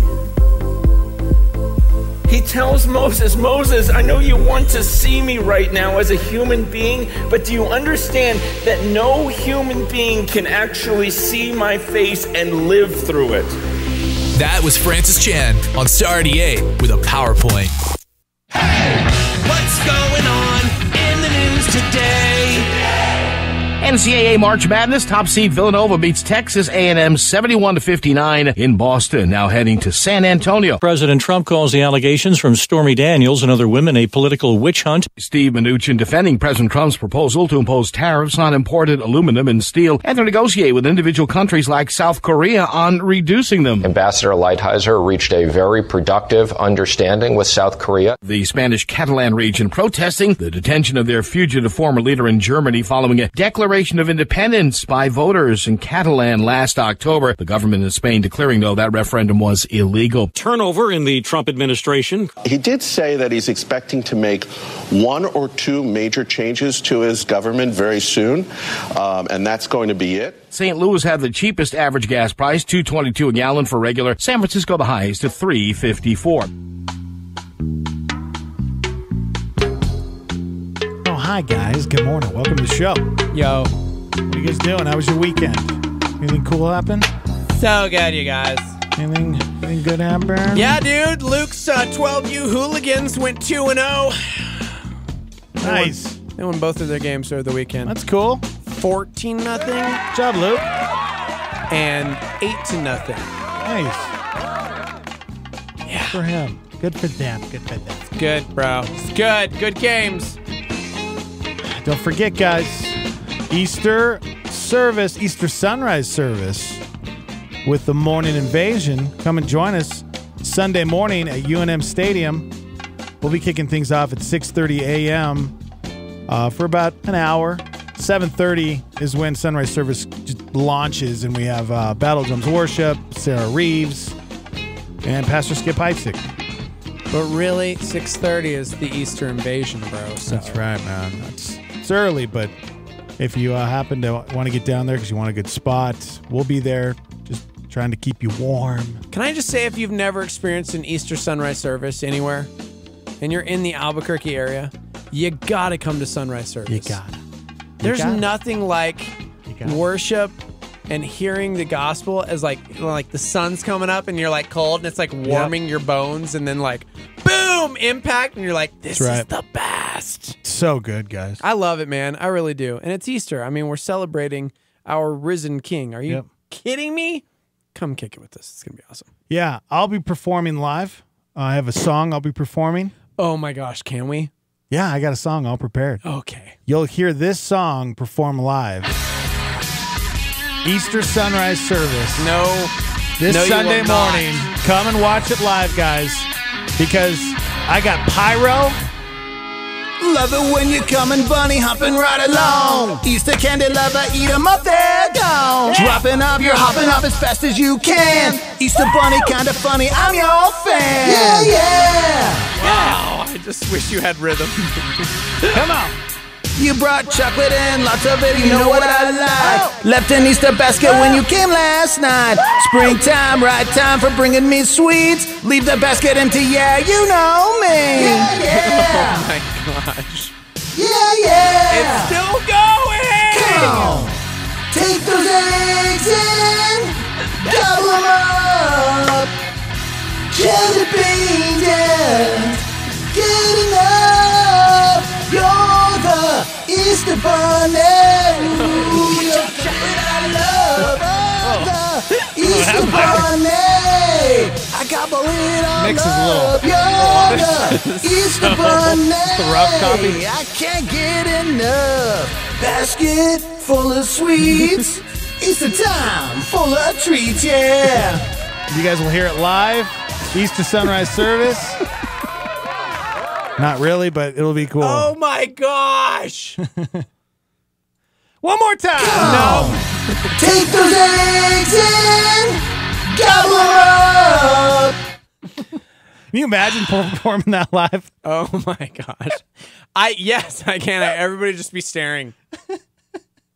Is this part of it? Come on. Take those eggs and Yeah. We're going to be throwing eggs everywhere. It's going to be great. No, we're not. We're just kidding. Can we do that? Fill up some Easter eggs with like jelly beans and launch them into the crowd? No, we can't do that. Some poor baby's going to get knocked in the head. That's true. That's exactly what would happen because us. Mm-hmm. Yep. Yeah, it'll be a lot of fun, guys. Easter sunrise service. How many people did you accidentally take out back in the day with CDs? Let's be real. I'm serious. I don't know They're if we like ever did ninja that. stars. I don't know if we ever chucked CDs out into the audience or Oh, anything. dude. Yeah. I may have hit a kid or two. Oh my gosh. Because he'd be like fired up, you're on stage, and they're like, hand out this free swag. Yeah. You're like, yeah, all right, guys, who's stoked? All right, coming up next, Newsboys, who wants their new CD? Just Frisbee style. Like, yeah, ninja stars. And then you realize you're launching Oh my gosh. compact discs at people's faces. Yeah, that's not cool. Yeah. Yep. Somebody said you need to try it for the voice. Yeah? Should I? No. Oh. No. No, you shouldn't. Good morning. Welcome to the show. Hey, guys. Yeah! Who's this? Okay. Hey, guys. It's Britt. No kidding. What's up, Britt Romney? I have a complex now about that. Why? I'm not going to say the whole thing. I'm just going to say, hey, guys. Because this weekend, I'm, like, introducing myself to a child's parent, and I'm like, hi, I'm Britt. I'm Seth's wife. And she's like, oh, I know. We hear you on the radio. And then the son's like, hey, guys, it's Britt. Oh, no. And I turned, like, cherry tomato red. I was like, oh. Hey, guys, it's Britt. Oh, man. I'm sorry. The sad thing is that the little kid sounded just like me. That's Aw. awesome. Do you feel like you're getting bullied? Imitation is the best form of flattery. That's true. That's what my mom always told me. Okay. Yep. Yeah.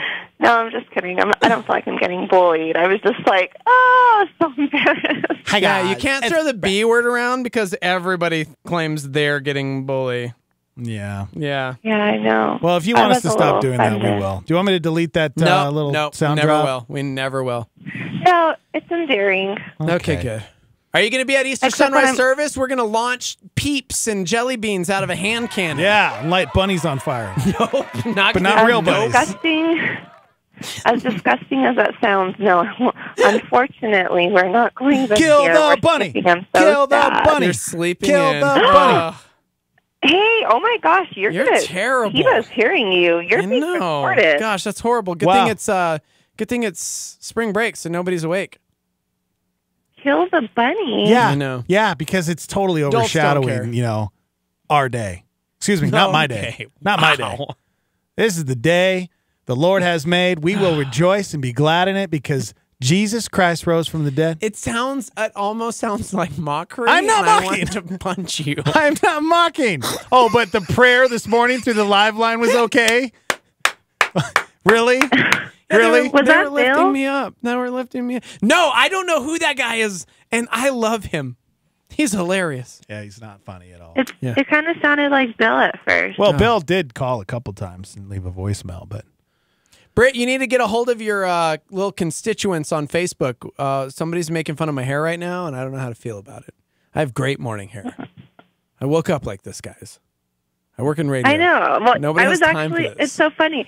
I was going to write back on there, and I was going to say, Steve only does his hair like once every 2 weeks. Right? So it looks Well, the he same showers like it only always does. because he showers once a week. I showered yesterday, so I still have the product from yesterday. Look, I could actually get it to do stuff if I wanted to. Oh, man. Yeah. So, Britt, tell us. It looks a little different. Britt, tell us about Friday evening. You guys had your first ever hang session. Hang with the I kids. know, it was so awesome. Youth night. Radiate. Dude, it was so cool, honestly. We had radial we had tires. 12 kids. Okay. Who was that? Was that Dex or Steve-O? I don't remember. That was Steve. Go on. You had 12 kids. We had 12 kids. They were awesome. They loved my games. Let me just give myself a pat on my back right now. Good job. Good job. No, but it was awesome. We ate pizza. We had fun. Good. We hung out. Everyone was engaged. So, yeah, Good. It was awesome. It'll get better and So, better. yeah, I'm thankful for everyone's prayers, and Seth's little message was great. Yeah, how did Seth do? Did he? I saw the story, and it looked like he might have been having a tough time in the story because the way that you were filming, it looked like he was confused on where he was at. I don't know. He was lost, but I'm sure he wasn't. No, But I think it's because I was making side commentary. I think he's going to kick me out, guys. Yeah, Good. you know what? I think he's going to say, he's going to be like, you're not allowed in the service anymore. Yeah. Just in the beginning, No and then you need to disrupting leave. the service, bro. Yep. Whatever's Gotta best for let him. the you know? spirit move. You out of the auditorium. You're holding I them back know, is what you're so- doing, Britt. You're holding them back. I realize that. I really do. No, but hey, I will say, so it was really funny because, we had a little more girls than boys, which is, for some reason, that always happens. There's always usually more girls than boys.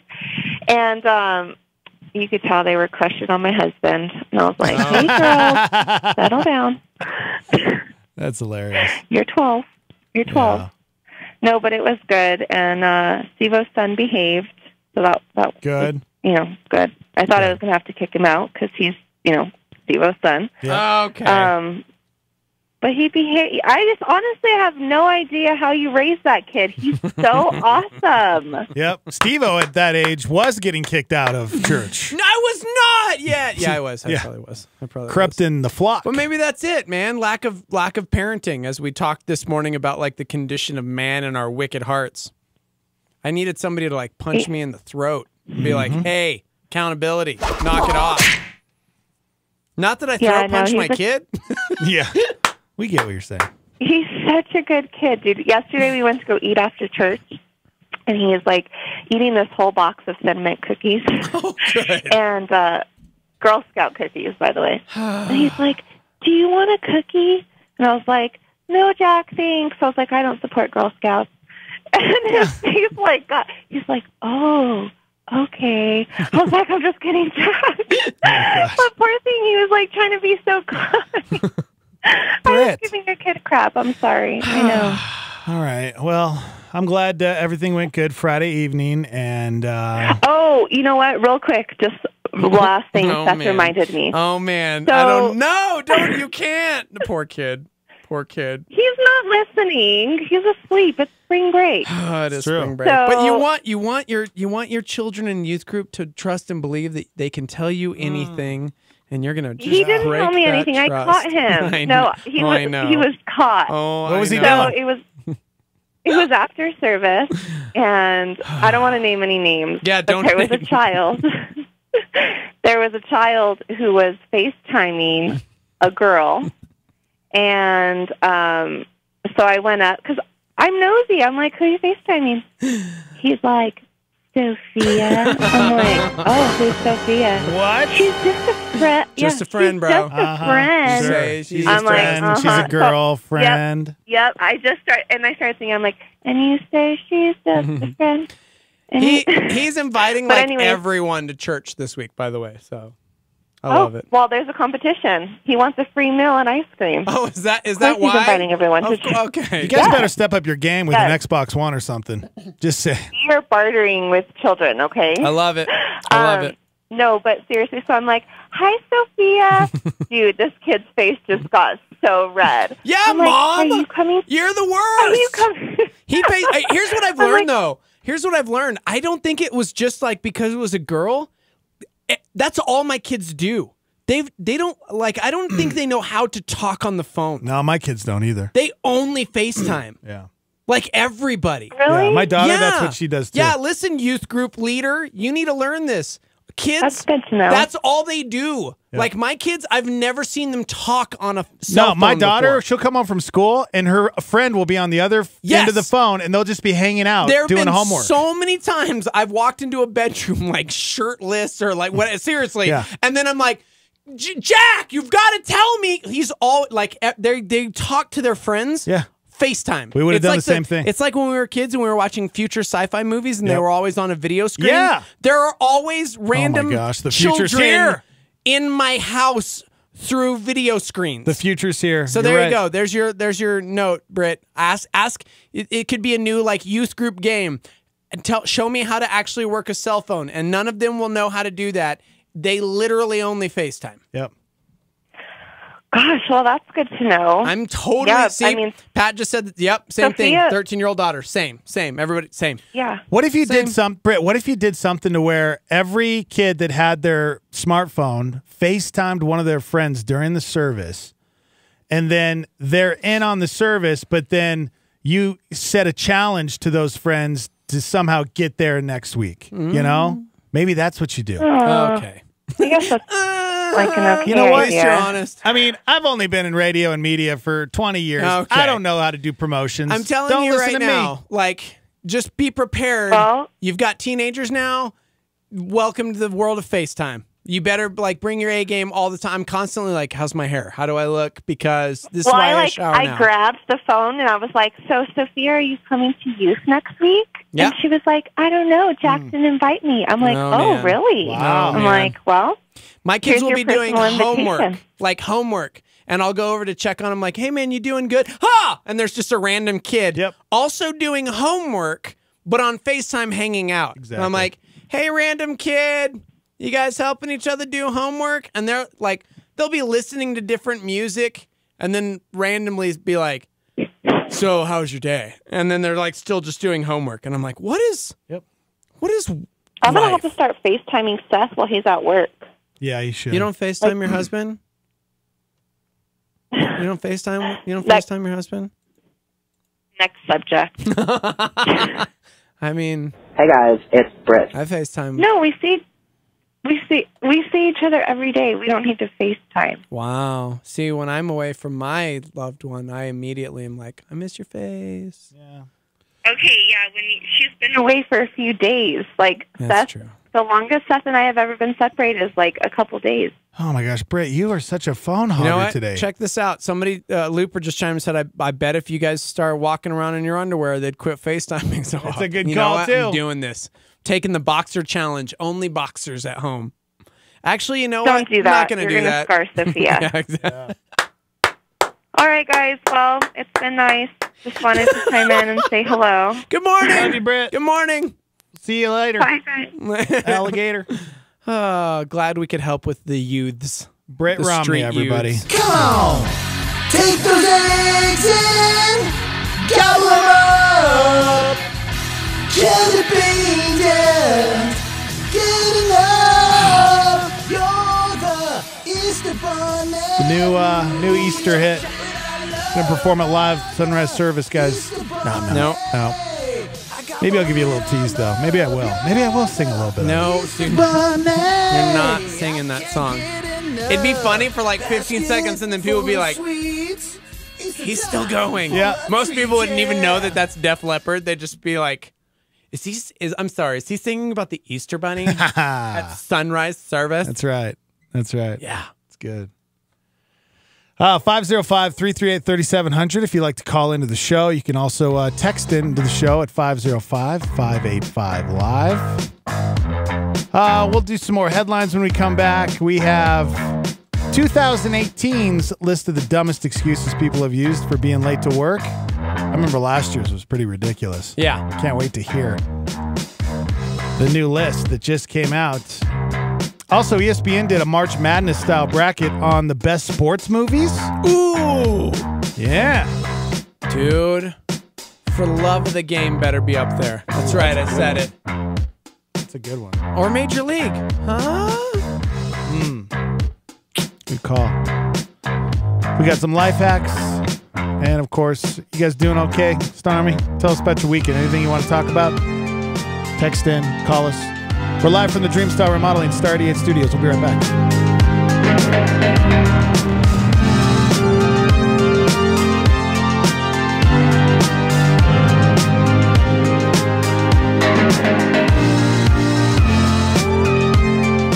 A Star 88 Supernova with Greg Laurie. We have a number of choices how we can live in this world. One is isolation. Isolation, where we have little to no contact with non-believers. That's a mistake, because the Bible says, how will they hear unless someone tells them? Number two, it's insulation. Turn a blind eye to them. Well, I don't care that they're not Christians. That's their problem. I've got my salvation. Why should I bother with theirs? Another is imitation, where I become like the world and not the Lord.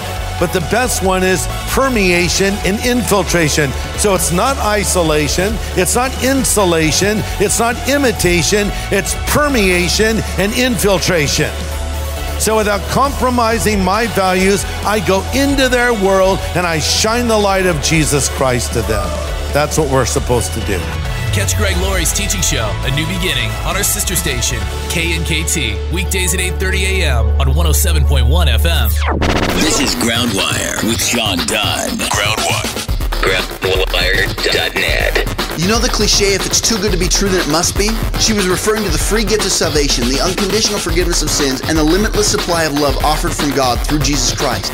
But I told her that there is no catch. God offers peace that passes all understanding and is bigger than any circumstance. He promises to always stick close to me, even when everyone else abandons me. He said that He would heal my broken heart and make beauty out of the ashes. He proposes great things in exchange for horrible things and to renew things that are broken. It might sound too good to be true, but it isn't. All He asks in exchange is my heart. He wants my love and my attention. He wants a surrendered life. If you are searching for meaning, for real life, and for freedom, you will find it in a relationship with Christ. Only He can take your messes and turn them into a masterpiece. Groundwire. To find out more, click on groundwire.net. This is Star 88 at 88.3 FM, KLYT, Albuquerque, Santa Fe, and online at star88.fm.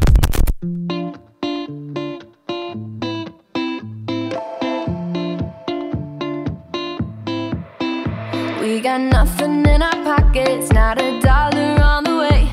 All we got is one another and a dream. I keep trying to be patient, but we're fighting while we wait. Loving you is so much harder than it seems. I just can't stop. I like you tearing up my heart. Our future's dark, but I just can't stop. No, I'm not right for you. You know you're no good for me. Oh, won't you be my bad, bad company? Because I lied to you and I know you like hurting me. Oh, won't you be a bad, bad company?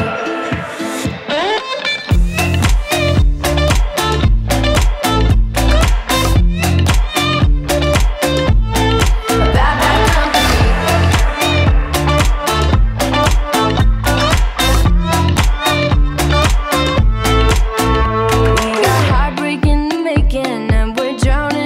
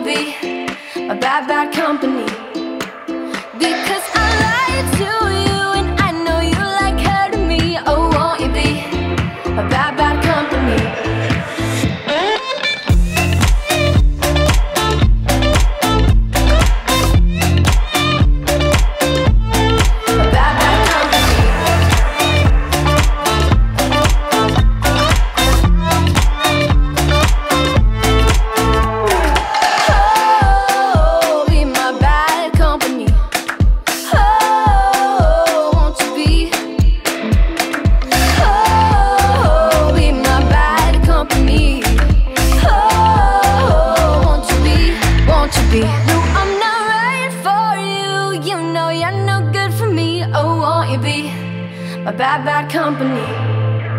Because I lied to you and I know you like hurting me. Oh, won't you be my bad, bad company?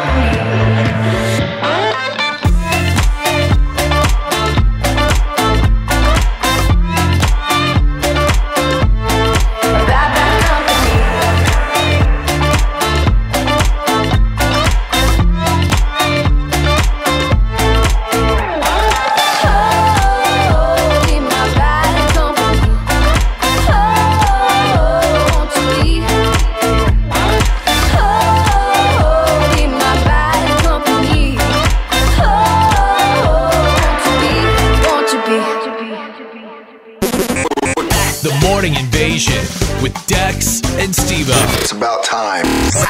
Shut up. Hey, welcome to the sales team. Here, you can have this cup.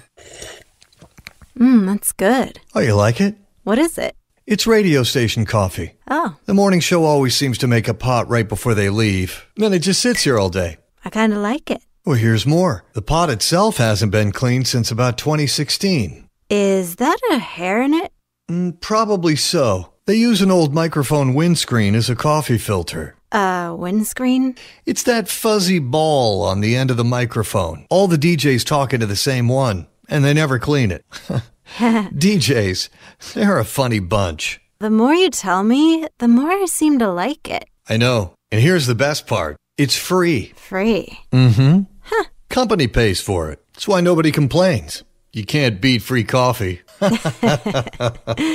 Hey, what do you say we take these and go watch the DJs through the windows? They're like monkeys in a cage. Radio station coffee made by an intern with bad hygiene. What the heck? Good morning, everybody. Welcome to the show. Live from the Dreamstyle Remodeling Star 88 Studios. Appreciate you guys so much. Just love you.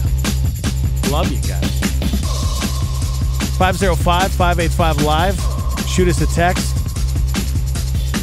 Contribute to the show. Anything happening you want to talk about? How was your guys this weekend? Was it good? You guys can not only text in, but you can always call the live line and leave a voicemail. Oh, how I wish that more people would call the live line instead of the same 4 people that call the live line. Next message. You know, I had to listen to the show yesterday, and I've been sending you very encouraging messages. I've been trying to build you up in word and build you up in prayer, but apparently one of you isn't grateful. I wanted to address that, but I don't want to cut you down with my words. Words carry power. So I'm going to lift you up in prayer. So we can bow our heads for a minute. Dear Lord, I just pray that you continue to bless Steve-O. And show him all the blessings he's got throughout his life with his beautiful children, fantastic wife. This isn't real. Great job. No, great outreach, in fact, as well. He doesn't have a very good outreach. I mean, Lord, I pray that you would take that anger from Matt Gentry's heart Unbelievable. and just humble his heart. Lord, I'm afraid that Matt Gentry's going to suffer from a heart attack. Lord, I pray in your name. Amen. Unreal. Wrong. That's right. That's wrong. Whoever you are, sir, my name is Dex. I'm not going to have a heart attack. I have no anger towards you. I'm fine. Okay. Please stop calling the voicemail. Wow. Thank you. Appreciate that.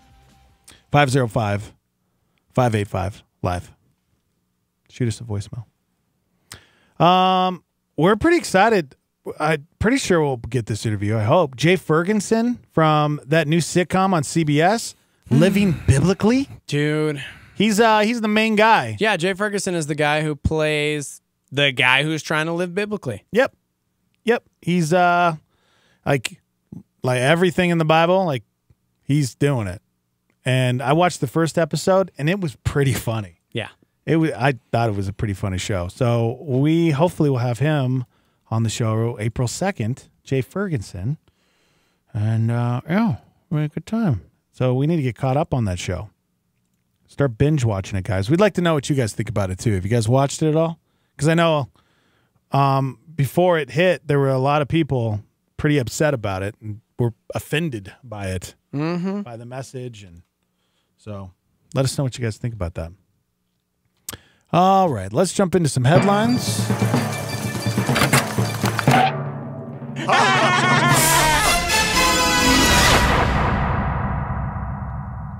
For all of you panic-stricken and paranoid over the safety of your online shenanigans, I've got some terrible news. There are so many password breaches and companies getting hacked, it's pretty well impossible to keep up at this point. But there are companies like Facebook that basically just don't care if someone steals your information. Yeah, Facebook. So let's say hackers or Russians or data mining firms do get their hands on your information. Here's why they do it. A content marketing agency called Fractal just studied what your logins and personal info sell for on the black market. Oh, wow. How much also can I known get as for the it? dark web, by the way. It's the dark web. Oh, really? Yeah, because it's like the seedy underbelly. Your Gmail password? Okay. Worth $1. So if they hack and steal 1 million passwords. See? I get a couple bucks. I got a couple of Gmails that I use. Your Facebook information? $5.20. What? Per person. This is why hackers get in and like mass steal things. Your Uber account? For some reason? $7. You get $7 for your Uber account? Why do you get more than Facebook? I don't know. It gets worse. Grubhub. $9. What's Grubhub? Grubhub, it's like one of those online things, and you can like order food through it, and like Grubhub. Okay. Never done that? I've never done Grubhub. Never Grubhub? No, never done it. So say you're like leaving church and you're like, you know what sounds good? Because like Calvary's over here off Jefferson, but I live on the west side, so I know that it's going to be like a 20-minute drive from here towards Paseo. You know what I'm going to do? I'm going to hit up old Dion's. Not that, I mean, they don't use Grubhub, but it'd be like that. Large pizza, this and that and the other, blah, blah, blah, boop! And then they start making it. So that by the time you get there, there it is. Oh. It's already paid for through your account. Okay. Yeah. Okay, so it's just fast, easy, simple. Awesome. Other than calling. Like, PayPal. Say a Russian hacker gets your PayPal account. That goes on the black market for $247. Are you kidding me? So these companies out there like Facebook right now, have you been reading about that? Yeah, dude. Do you think Facebook is selling off a lot of the information and they're getting $5 every person? I think that's crazy illegal and no. However, I think that they're turning a blind eye to everybody else hacking in and stealing everything. Because how much money would that cost to up their security and do things and be like, yeah, whatever. Yeah, I don't know. Come on, Zuckerberg. Where are you? Okay. He's sleeping on a bed made entirely of hundies. Not undies, hundies, $100 bills. Sorry. Gotta differentiate. Hold on a second. I just got this message on my Facebook page. Hold on. And now, an important message from Facebook regarding the safety and security of your personal information. Recently, you may have heard that hundreds of millions of Facebook users are likely to have had their private information harvested by companies who plan on using it without their permission. That's right. Which is why Facebook is immediately instituting the following policy changes. From now on, when third-party companies ask Facebook for your personal information, they'll be required to say, "Pretty please." Not only that, they'll have to correctly hum the theme song from the popular 90s sitcom Friends while riding a unicycle backwards. We're kidding, of course. We're going to give away your personal information no matter what anybody says or does because, hey, we're Facebook, and we've been making a nice living off your misplaced trust since 2004. So until next time, America, see ya, suckers. Oh. Yeah, you know what stinks about that? It's knowing the information about Facebook. Yeah. I don't care. Am I going to get off Facebook? No. Everybody agreed to it. Somebody chimed in and said they're data mining. We agreed to that in the terms and conditions. Yeah. Okay. What are we going to do? Yeah, exactly. What's crazy though is how much our information goes for online. And now here's the I didn't even say the gnarliest one. A content marketing agency called Fractal studied what your logins and personal info sell for on the dark web. If someone were to obtain your online identity, meaning like your bank logins, your PIN numbers, whatever, that sells for roughly $1,200 on the black market. I need a little walk around cash. You gonna try and sell my info, bro? Yeah. I'm going to sell my info. These days, like my thumbprint, like you're going to sell your own info. Sure. I'll sell my own for $1,200. I don't care. Good morning. Hey, good morning. Hi. Kind of a sidetrack. This is really off topic. I'm sorry. That's okay. Evo, this is for you. My son this morning is going to be on a plane heading to Boston and New York. I'm wondering if you had any advice I could give him. He's going for his eighth grade trip, and oh wow, that's cool. I mean, so he's going for 2 days in Boston and 4 days in New York. I mean, sadly, the only places I know in New York are dive bars. I'm just kidding. Okay. Well, the itinerary is already planned. Oh. With a company, it's like Education America. Okay. So, yeah, they plan these field trip things for youth to expose them to the world. And, yeah. But, like any cool, like souvenir things that he should look out for that are really cool to buy and stuff maybe to stay away from. Souvenir things to buy and stuff to stay away from. Gosh. Maybe, I don't know. Well, unfortunately, like when I think about going to New York and getting, quote, souvenir things, I think of going to places like the Boston Flea, the Brooklyn Flea.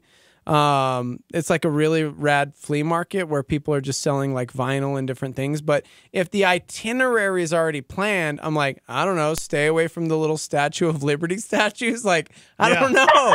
I mean, seriously, everywhere you go, there's going to be those little weird souvenir things like I Heart New York mugs and whatever. So I'm like, I don't really have any cool, like, there's no places that I could send him to since he's already got it all like mapped out. But I will say when he goes to see the Statue of Liberty, I'm going to be really jealous because that's one trip I've never made because every time I go, my friends talk me out of it because they say takes half a day and it's boring and blah, blah, blah. And I'm like, but I want to see the Statue of Liberty. Lady Liberty. I know. So. Yeah.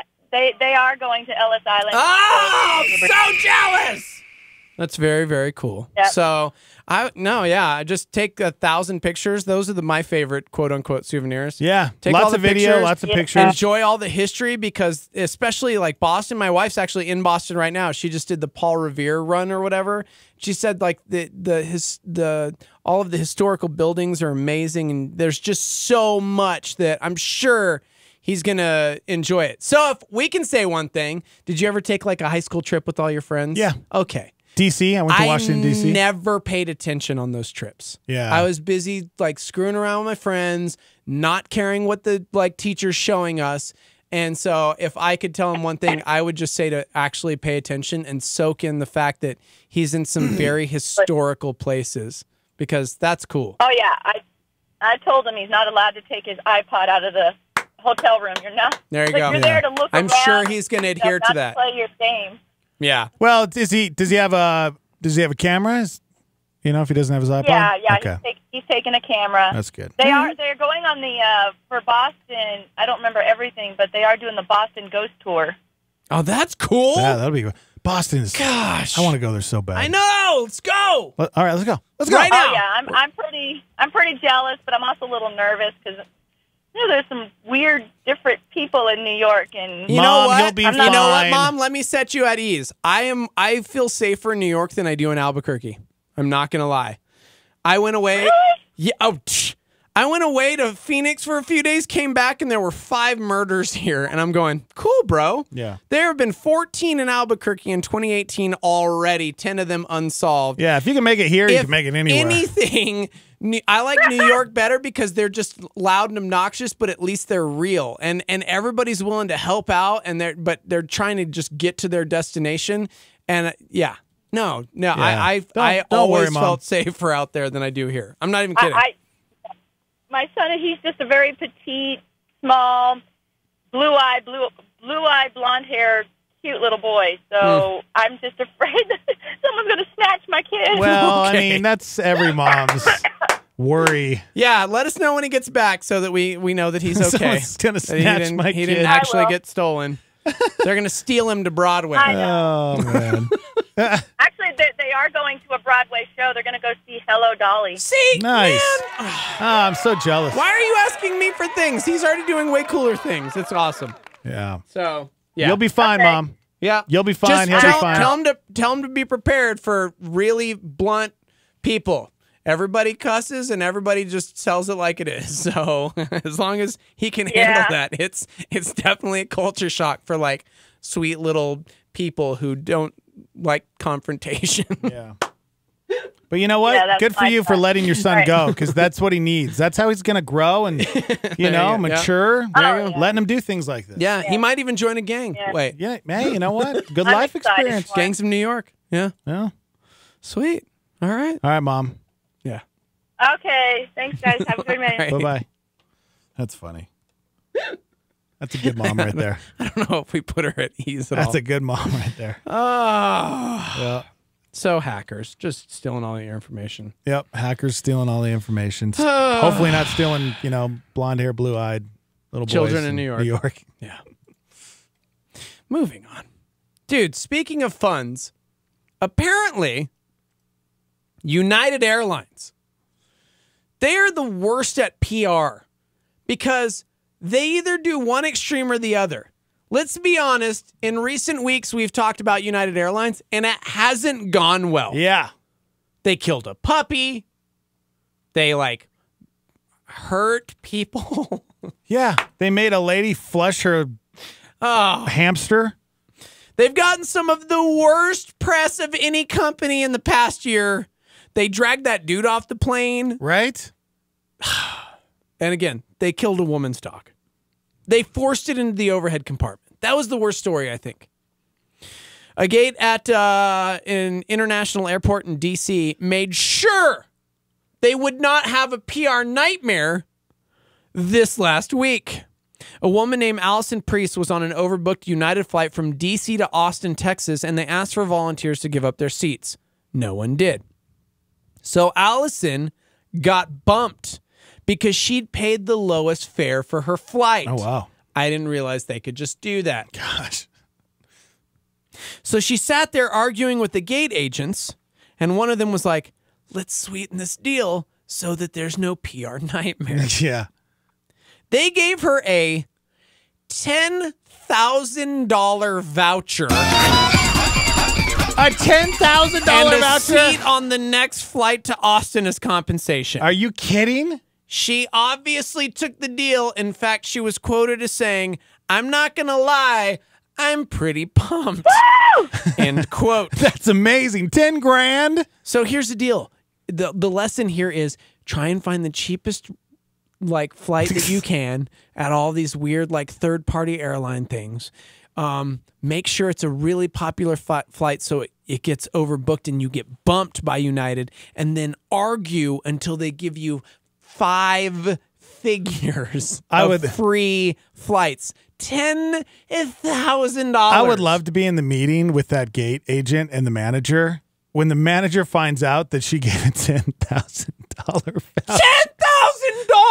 $10,000! Listen, I just, was just trying to avoid a PR nightmare. All right?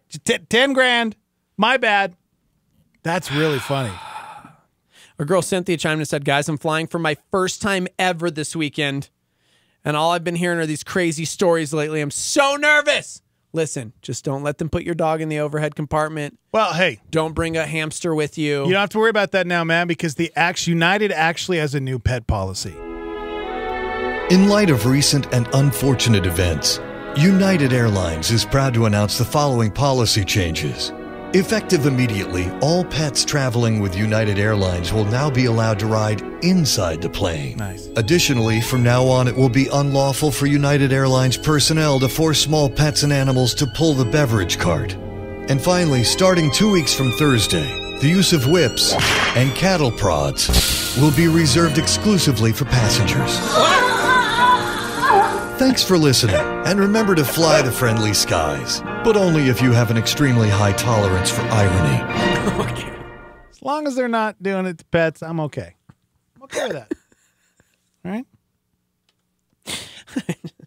United, how are they still in business? Because they gave a chick $10,000 in travel vouchers. Oh, that's right, yeah. And she's stoked on it and telling everybody. Good call.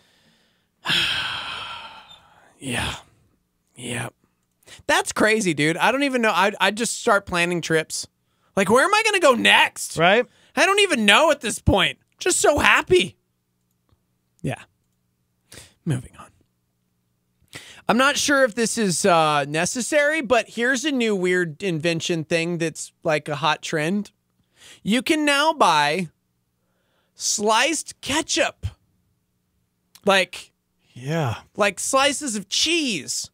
Only it's slices of ketchup. Because, nobody has time to just squeeze the ketchup out of the bottle. You know what it looks like is the fruit roll-ups. That's exactly what I thought. Yeah. It looks like those weird, but not like the good fruit roll-ups, like the gross ones. Remember how there was the good fruit roll-ups, but then you had that friend whose mom only bought like the healthy ones? Yeah, and it was like apricot. Those were actually really good. Yeah, I'm not going to lie. I kind of liked all of them. Yeah, those were pretty good. Yeah. They were like super hippie and healthy. Yeah. And you'd be like, what is this? And they'd be like, it's like real fruit. And you'd be like, no, bro, that's not a fruit roll-up. I know fruit roll-ups. And they're like neon green. And you wrap them around your finger and eat them. Talk about health hazard. Whoa. My daughter would love this. Yeah. She loves ketchup. A company out of LA created the stuff and they just put it on Kickstarter, but it's not cheap. So for those of you who, I don't know, can't handle being a grown-up and squirting your own ketchup, it's like $10 for a small package of these slices. I'd try it. That is stupid. Yeah. Basically, no more squirting ketchup onto your burgers. You can just drop a slice of ketchup. That is so dumb to me. Who puts ketchup on their burger? Do you put ketchup on your burger? Not anymore because it's sugar. Oh, okay. Yeah. But if you were a normal human and you ate normal things, what would you put on your burger? You a ketchup guy? Yeah. Yeah, ketchup, mayo, mustard, relish. You put all of them? Yeah. I'm a mustard guy. Some Thousand Island. Mm-hmm. Gosh, you ruin everything. Some cheese, lettuce and tomato, onions, mushrooms. Man. All the way, man. That's what I'm saying. All the way. Just think about, remember Stormy's got this right. Like, I don't even know what junk they put into the ketchup to make it sliced. Like, it looks like a fruit roll-up. I think what they need to do is they could do a slice of mayo. They could do a slice of relish. They could do a slice of mustard. So instead of just having to deal with, it's like putting an extra thing of cheese on, but it's the ketchup, the mayo, and I like that. It's a slice. Yeah, I guess there's a restaurant in LA that patented this. Called ketchup leather. Wow. It's sliced ketchup. It looks weird. You know what? Don't dog it till you try it, man. I'll try it. I'm scared, man. I'm not scared. I'm grossed out and moving on. Okay. NFL safety. Eric Reed has played all 5 of his seasons with the San Francisco 49ers, and now he's a free agent. He says he doesn't have a job. And the reason he thinks he doesn't have a job is because he was the first player in the NFL to join Colin Kaepernick. He knelt during the national anthem. Wow. Yeah. It's gotten so bad that he actually just came out and said if someone does sign him, he promises he won't kneel next season. Quote, gosh. I'm not saying I'm going to stop being active because I won't. I'm just going to consider different ways to be active, different ways to bring awareness to the issue of this country, but I don't think it'll be in the form of protesting during the anthem. Obviously, the opinions are mixed on his quote. Some are rooting for him. Some hope he does not ever get signed. And some are angry because they think he's selling out because he was the first dude to kneel, and now he's like, nah, man, Cash rules everything around me. Cream, get the money. Dollar bill, y'all. So, if it's just about the talent, he'll probably get signed. However, if it's about being a distraction, dude, who knows these days? I don't even know. Yeah, I think as a pro player, you would have to be careful with that. You would have to be a really, really good player to not have to worry about it. But even at the same time, I think if it's going to take away people from the stands or boycotting the NFL, you better watch what you're doing. We are only 2 weeks into free agency, so there's plenty of time for him to get a job. But he did say before he ever knelt that he knew taking a knee could affect his career, and he's always said that whatever happens, happens. He just tried to do what he thought was right, and he's completely fine with whatever the outcome is, end quote. What a follower. Most ESPN analysts and experts around the NFL believe he will get signed because he's a good enough player. But, dude, this day and age, who knows? I'm honestly waiting for somebody to sign Colin Kaepernick. I really am. I'm waiting. Do you think it'll happen? I don't know. Is it a PR nightmare at this point? Do you really think that all of the teams are colluding against him? I'm just waiting for that one rebel team to be like, you know what? We're the Cleveland Browns and we're terrible. We need some different press. Yeah. Let's take the focus off of 0-16. I don't know, man. It'll be interesting. I'd also be curious to know if anybody's still planning on boycotting the NFL this year. My mom and stepdad totally did. He's a retired Green Beret. My brother did. I did not. I'm sorry, guys. Yeah. Am I un-American? Yeah, you are. You're not American anymore. Sorry, man. I just didn't agree with boycotting an entire organization because of some players on a team. Yeah, it's their right. However, if some owners have some says, they're going to change some rules come this year about kneeling for the national anthem. No kidding. Yeah. All right. All right, we got to take a quick break. We're live from the Dream Style Remodeling Star 88 Studios. When we come back, we'll go over 2018's list of the dumbest excuses people have used for being late to work. Good morning, Paul. What's up, Matthew? Kim? All hanging out on Facebook Live. Star 88 FM. You can go watch the show right now on Facebook Live. And go subscribe to our channel on YouTube. We're live there as well. We'll be right back. Hang out. Skip Heitzig opens this hotspot with straight talk about the church. The church ought to be the place where the walking wounded feel at home. People who are wounded and beat up by this world should be able to come because we revel in being tender-hearted with each other. It's something we should be great at. There is a genuine proof of our relationship with God. Love one another as brothers should love. By the way, it's one of the proofs that you and I are saved. Hotspot. On your YouVersion app, look for reading plans by Skip Heitzig. Now, Skip lays out a vital principle. And if you are looking for something that is the dividing line that separates Christianity from every other belief system, this is it. This is it. We love our enemies. Here's Skip to bring this hotspot in for a landing. And this humility is the grease that keeps the gears of relationships running smoothly. Hotspot. A solar flare. The best thing to give your enemy is forgiveness. To an opponent, tolerance. To a friend, your heart. To your child, a good example. To a father, deference. To your mother, conduct that will make her proud of you. To yourself, respect. To all others, charity. Benjamin Franklin said that. Yeah, a Star 88 solar flare.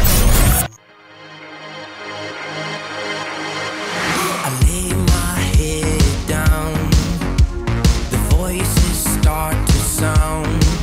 If the night brings clouds of doubt that fog my mind, like a flood after a drought, the fear consumes me now. Dawn break night to find the light again.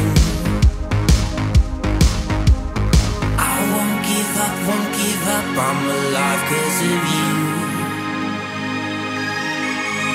You give me hope, give me love, I will live on for you.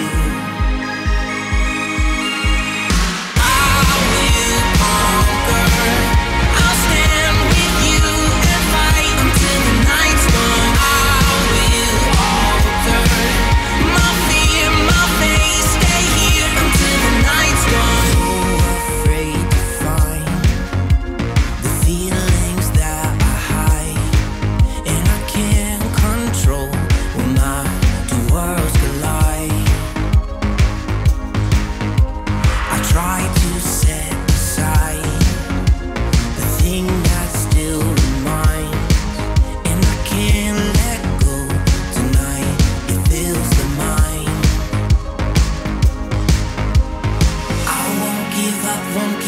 I'm alive 'cause of you.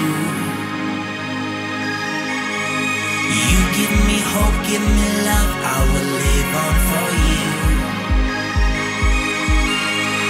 I will conquer, I'll stand with you and fight until the night's gone. I will alter my fear, my face, stay here until the night's gone. I will conquer, I'll stand with you and fight until the night's gone. I will alter my fear, my face, stay here until the night's gone.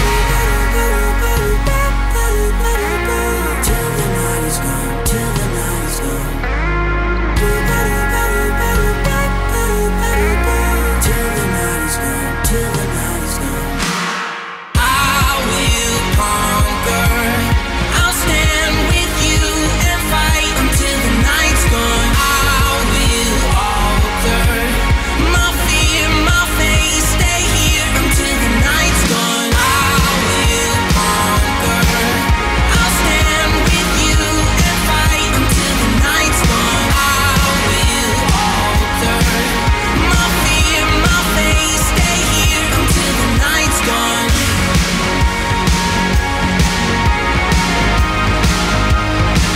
Until the night's gone.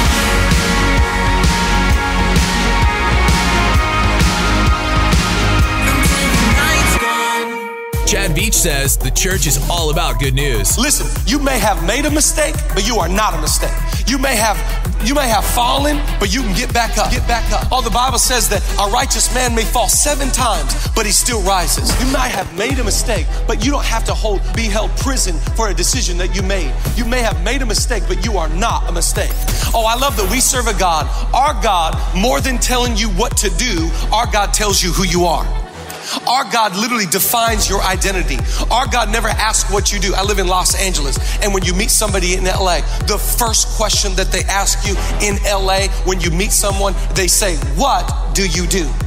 What do you do? What do you do? What do you do?" You know, God never asks what you do. God tells you who you are, who you are. God says you are chosen. You are called. You are anointed. You are the head and not the tail. You are more than a conqueror. You're the salt of the earth. You're the light of the world. You're a chosen generation. You're a royal priesthood. Oh, come on. Is there anybody thankful today that our God speaks destiny and identity into your soul? Chad Beach, a Star 8 PowerPoint.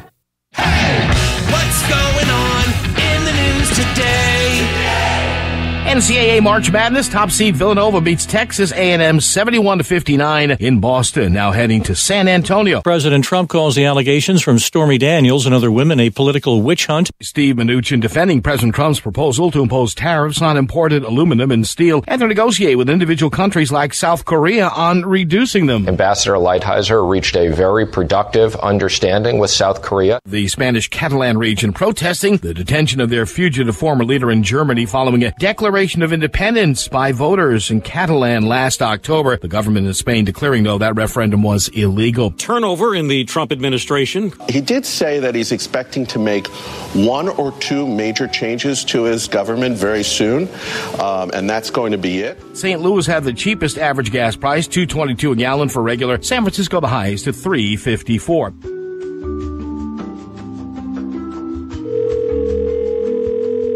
Hello? Hello? Hello? Hello? Hi. You know who I am? I don't know. This is Fred Rogers. Roger? Fred Rogers. Red Roger. Can you find the cat? Cat? What cat? Have you by any chance lost your kitty? I don't know. There are no such things as real monsters. Monster? There aren't even any live dinosaurs anymore. No. Even though some people like to get dressed up in costumes to look like them. Oh, you're gonna come and get me? I'll come and get you. Sure. What can I do for you? How about some make-believe about musical instruments? Okay. Right away. Okay, bye-bye. See you then. Oh, Fred Rogers, I tell you what. It's so funny. Good morning, everybody. Welcome to the show. It's Monday. We're live from the Dream Style Remodeling Star 88 Studios. Thanks for joining us. Join us this Sunday for sunrise service. Easter. It's Easter's, guys. It's Easter's. The Easter's? It's here. It kind of snuck up on me, man. It really did. Man, it's going to be a great morning of worship with Sarah Reeves, battle drums. We're going to be there for an hour, starting at 6:30 to kick things off, playing some music videos for you. We'll be live. And, yeah, everything kicks off at 7:30 as far as the worship. And then we got a message from Pastor Skip Heitzig. So bring your friends and family. Bring the blankets. Hopefully it'll be a beautiful morning. It's supposed to be a beautiful week and weekend. So yeah, spring is here. I am stoked. Allergies are here. Everybody loves the allergies. Oh, they are destroying me, guys. Yes. Just blooming, guys. Just blooming. Phone lines are open 505-338-3700 if you'd like to call in. So every year they put out a list. Career Builder puts out their annual late to work survey. And it's usually pretty hilarious. They found that 25% of us are late at least once a month. 12% said they're late at least once a week. 37% of people between 18 and 44 are late at least once a month, compared to just 14% of people over 45. What do you think the most common excuses we use? Phone died, so my alarm didn't go off. I mean, I'm sure, but that's not top couple. That's not the top couple? No. Like alarm, I forgot to set my alarm or alarm didn't go off? No. Traffic. Yep, I got stuck in traffic, and I overslept. Yeah, but you overslept because you forgot to set your alarm or your phone died in your alarm. I mean, come on. Sure. Yeah, I could say that. Here is, according to 2018's list of the dumbest excuses people had. My coffee was too hot, and I couldn't leave until it cooled down. I'm sorry. What? Yeah, that person was late to work because, well, the coffee was too hot. I mean, I get that the coffee's too hot, but you just set it aside until it cools down a little bit. So hot. Sam said, I hit a deer. What? I hit a deer. But that's a lie. And how do you prove that? You hit a deer, it's going to totally destroy your car. Yeah. Here's another one. My fake eyelashes got stuck together. Have you seen those new eyelashes that are out, man? They're actually magnets that you put on your eyelashes. Stop it. It's beautiful, man. Are you being snarky right now? I don't know what you're talking about. Here's another one. I was here, but I fell asleep in the parking lot. It happens. You drive to work, you park, and you're like, oh, man. I wanted to camp out in the parking lot this morning. Did you see that creepy white car out there? No, it wasn't there when I got here. Great. And their door was open, and I pulled in the parking lot. The door was open? And they immediately closed the door, and I was like, whoa. Like way out in the, shady business going on. It's when you go and you put your high beams on and you go over there. Okay. If I learned anything over the course of the last week, that's not one of the things I learned. That's a good call. It's a good call. If you guys would like to chime in, 505-338-3700. Good morning. Yep. Yeah. Buckamus Prime. What are you doing? I'm late for work. Oh, okay. Why are you late to work? The first round of the opening tournament for Clash Golf, and oh my god, I just wanted to finish it. Yeah, dude, bragger over here, first place. Are you still playing? In the qualifying rounds? No, I haven't played in a long time. Yeah, I gave up on that months ago. You're still playing that, Buck? I just play the tournaments. Mm-hmm. Okay. Yeah. All right. Still in first place though. Ugh, that's you. You know what? I would have added this to the list of the dumbest excuses people were late to work. Busy playing your app game. Yeah. How about this one? Somebody chimed in and said, "I was late because my breathalyzer wouldn't let me start my car." That one will probably not go well. That's good. Probably not go well. Very 505. Yeah. You know, for real. the thing is, though, I don't really have a schedule, so I'm not really late. I just have a general time when I like to be sitting at my desk working. Yeah. You know, That's so a good call. I'm one of those blessed people that doesn't have a clock to punch. Yeah, that's cool. That's cool. Somebody just chimed in. Dude, fantastic. I can't wait to make an announcement. Can't yet. However, I was watching my son play baseball yesterday, and his team was playing the Snipers, the Southwest Snipers. And our boy Diego. I just went to their little fundraiser. Yeah, I saw, and I was like, "Oh, cool! So you'll financially support the Snipers, but not the hooligans, huh? That's cool. Wow, that's cool, bro." Dude, I went and ordered pizza at Blaze Pizza. I'll do that for your hooligans as well. Okay, you heard him, guys. You heard him first. We have one of those like B-Dubs fundraisers or something. You're going to B-Dubs. So. Yep, I will be there, dude. Yeah. So Diego, and Bernadette were there, and obviously because he plays for the Snipers, and got to kick it with Diego for a bit. He's got an announcement, bro. I'm excited.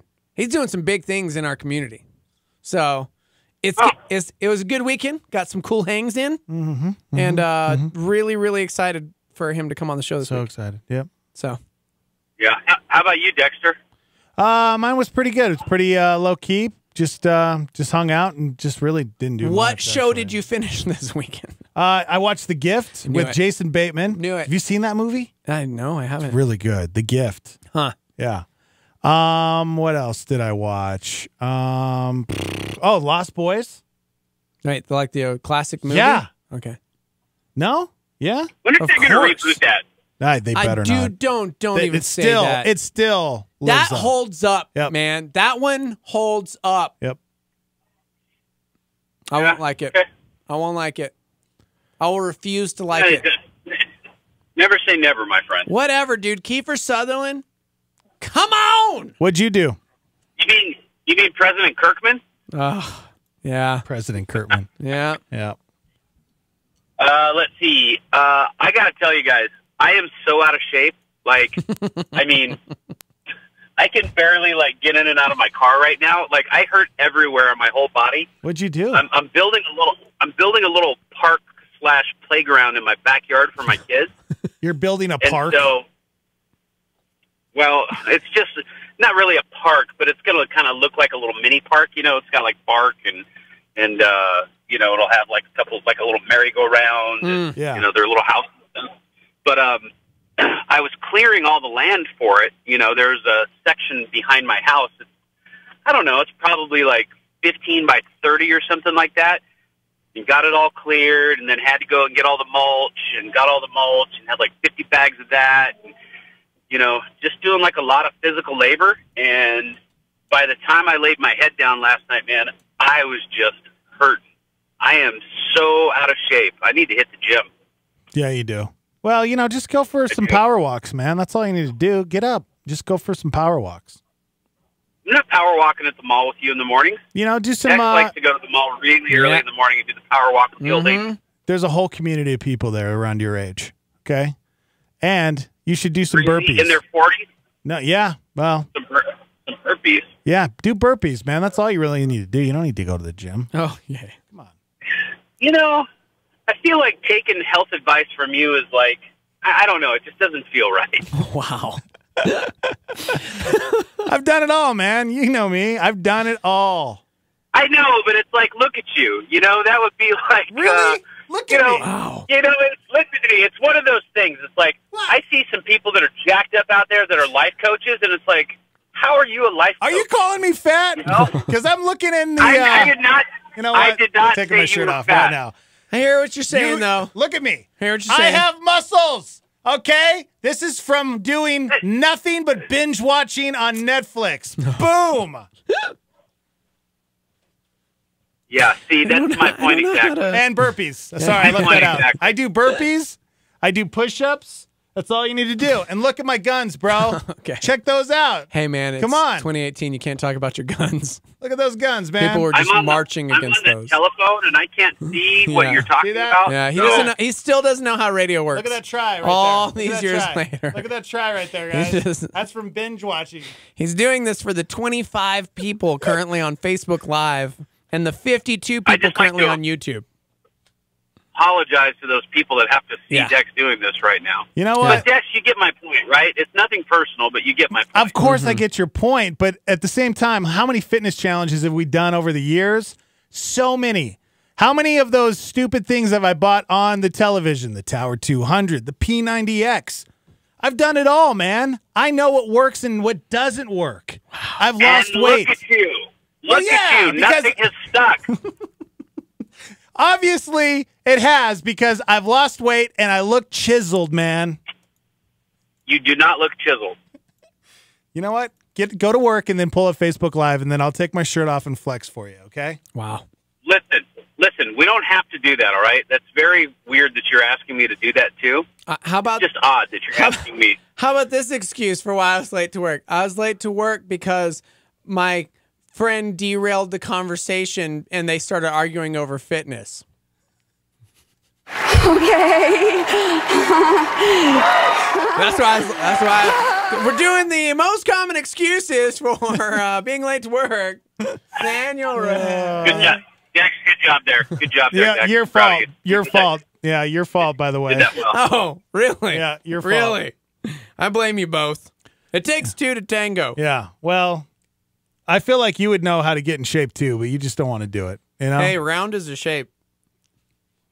No, you know what? You're right, man. I mean, the thing about dudes is, like, we lose weight really quickly and we get into shape pretty quick. Yeah, and not when you're You're in your 40s. absolutely right. You're absolutely right. Agree. So, I don't lose as fast as I used to. Wow. Yeah. Somebody said I was late because my dog was on the couch and I was debating whether I should love him or correct him. Adorable little rule breaker. Oh, man. Tell you what. Somebody else said I was thinking about stopping by tomorrow. What do you guys think about that? Yeah. Yeah? 9 o'clock? Yeah. When? Yeah. What o'clock hour? Yeah, Tam's coming in at 9. Yeah, Maybe I'll just come in at 6. Wow. Okay. Early bird. All right. Come in at 6. Yeah. All right. We'll see. We'll see. I'll be in some point tomorrow. I don't want to derail you anymore. Remember the time he said I woke up late one time and told my boss my dogs pooped everywhere, so I had to clean it up. I'm a terrible person. Wow. Anytime you include poop in a story, people typically tend to just not ask too many questions. Yeah. You know, like somebody else on the line. Somebody pooped their pants. I'm into fitness. I pooped my pants. Fitness whole cheesecake in my mouth. That's great. Well, the live line. We'll talk to you guys tomorrow. All right, bye-bye. That was Buck, guys. He's the king of derailment. You allow it. I'm trying to wingman the situation. Whatever. Stay on target.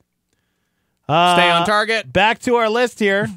The annual Late to Work survey came out from Career Builders. Okay. And they came up with some pretty crazy, dumb excuses people use for being late to work. We need to come up with an excuse like, please excuse this person, like a doctor's note. We need to come up with the morning invasion note on our website. Yeah. On wherever. You can download it, because so many people chime in saying that they're constantly late to work because they want to hear the end of our conversation. Good so they call. sit in the car waiting till the end. That's a good call, man. Or just download our app and you can take it with you as you walk in. Oh, yeah. Put your earbuds in. Come on, guys. Come on. Technology. Use it. Here's another one. Someone claimed they were late because of morning sickness. But I get it. They were late because they were pregnant. They were definitely not pregnant because it was a guy. Oh. Yeah. Sympathy morning sickness? Maybe. That's real, bro. It is real. I'm serious. I know. Why are you patronizing me? Their astrologer told them there would be an accident on the highway, so they took back roads the whole way, and showed up an hour late. What was that read? Can I read that again? Their astrologer told them there would be an accident on the highway, so they took back roads the whole way and showed up an hour late. Thank you. The first read was like Letterman towards the end when he was just mailing it in. It was like number 7. Their astrologer told them. Another excuse, another dumb excuse. It was too cold out. You know, I don't know if that's dumb. If it's cold, man, no, I don't want to Unless go. you live like where the nor'easter's hitting. Yeah. Yeah. All right, 2 more here. Someone claimed they accidentally drove to their old job. Hey, I've done that, which might have been believable, but they hadn't worked there in 5 years. I did that the first year I started working here. I went to Jefferson, 925, old iHeart studio. Mhm. I did that one morning. Pulled right into the parking lot and realized, oh my gosh. Are you kidding me? Remember the storm? I said my friend who was a manager told me one of the best reasons that somebody was late at their place of employment. The power on our second floor in the apartment went out, so I had to help my girlfriend run power from the first floor to the second so that she could straighten her hair. But the first floor had power, so clearly the building had power, so he was lying. No, but man, his floor, it was the only floor that was out.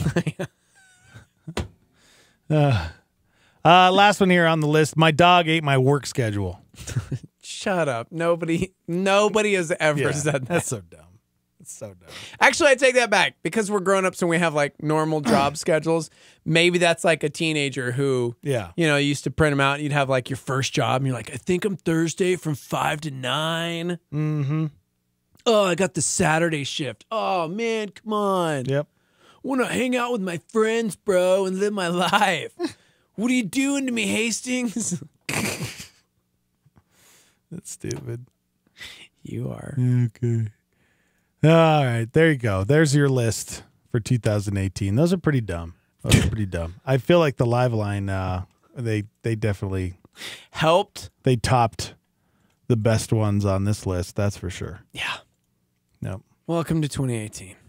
Yeah. Have you ever dealt with somebody at the workplace that was always late all the time? Chronically late? Yeah. I mean... You ever dealt with something like that? No. Have you? Yeah, I mean, sure. I had this co-host once. And he was always saying that his alarm, even though he set like 6 or 7 alarms, somehow his alarm just didn't go off. And then, you know, he would. I would always have to text him. To be fair, the term chronic in the dictionary says just persisting for a long time, constantly reoccurring, long-lasting, difficult to eradicate. So I wouldn't say that it's a chronic illness. Technically, though, you've never really been late for the show. Oh, wait, me? You're talking about me? I thought you were talking about Baxter. I just didn't want you to, like... No. Be mean about it to Baxter. I was talking about you. What are you talking about? I'm always here. Except for Friday. I had a pretty good excuse Friday. That's true. And it was real. Yeah. It was real. Mm-hmm. All right. Man, it's already 9 o'clock. What happened? What happened? Monday morning flying by, y'all. Mm-hmm. 505-585-LIVE. Feel free to shoot us a text. I want to know the sports movies list. You got that coming up, buddy. We'll do it. We'll do it. We had so many people chiming in earlier with their favorite sports flick, but apparently, was it ESPN? Somebody made a March Madness bracket for the greatest sports film of all time. Yep. We'll do that when we come back. Phone lines are open, 505-338-3700. And we're live on Facebook. We're live on YouTube.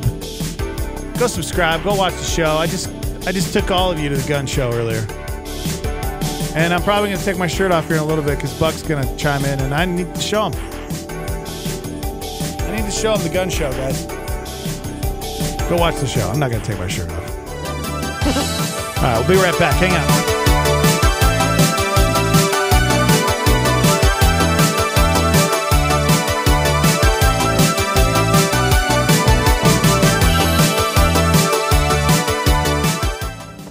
2,000 years ago, Jesus suffered and died on a Roman cross. His body was buried in a tomb and guarded by armed soldiers.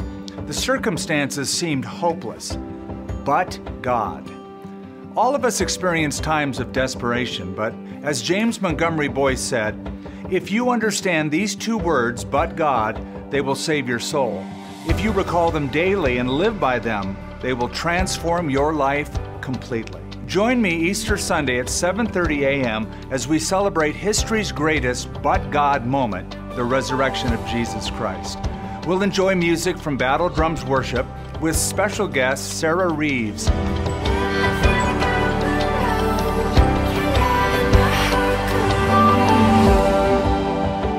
And I'll present a hope-filled message about how you can experience life change. I'll see you there. Pastor Jack Graham and a Star 88 Supernova. We need men, God's men, Jesus men, who would be willing to learn the lessons from the life and the ministry of a fellow like John. Because you see, we also live in a strategic time, don't we? Many have not heard from God in an entire generation. Moral and spiritual darkness is covering the nation and the world. And we need men of integrity, men of righteousness, men who love Jesus Christ, who fear nothing but God and hate nothing but sin, and stand in the gap for Jesus Christ. And just as John was born to introduce Christ to the world at his first coming, we have the privilege of introducing the world to Jesus before his second coming. Amen? Catch Pastor Jack Graham, PowerPoint, broadcast weekdays at 10:30 a.m. on our sister station, KNKT. This is KLYT, Albuquerque, Santa Fe, rebroadcast on KKCJ, Cannon Air Force Base, KPKJ, Mintmore, K201CC, Las Cruces, K203EZ, Alamogordo, K207CQ, Gallup, K211CW, Hobbs, K212EH, Silver City, K214DE, Antonito, K218AK, Artesia, K250AB, Roswell, K293AO, Alamosa, K228DQ, Portales, in the free app for iOS and Android, and online at star88.fm.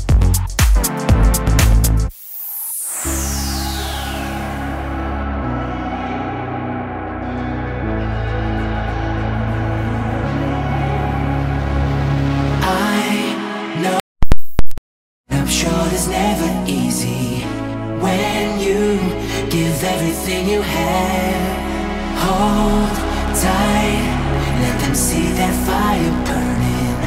Your time is about to begin. 'Cause it's gonna get better. Yeah, it's gonna get better from here. It's gonna get better. You're so close that you can taste it. 'Cause you're gonna be better. Yeah, you're gonna be better. I swear it's gonna be better. You're at the top, reach out and take it. You don't have to worry if you're good enough. You'll be sitting pretty while they're talking tough. Guess they never knew that you were made for this. You're dangerous, dangerous. Fight until the end when it's getting rough. Bringing all you got and never giving up. Guess they never knew that you were made for this. You're dangerous, dangerous.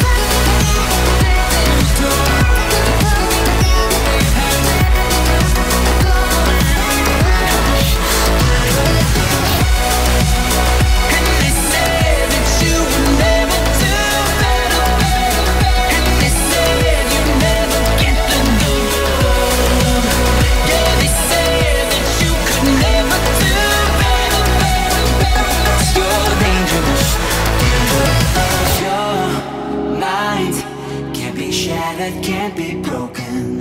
Words fly, but you never let them land. This time, oh, it's you they're coming after. They'll try, but you take them in the end. Oh, 'cause it's gonna get better. Yeah, it's gonna get better from here. It's gonna get better. You're so close that you can taste it. 'Cause you're gonna be better. You're gonna be better.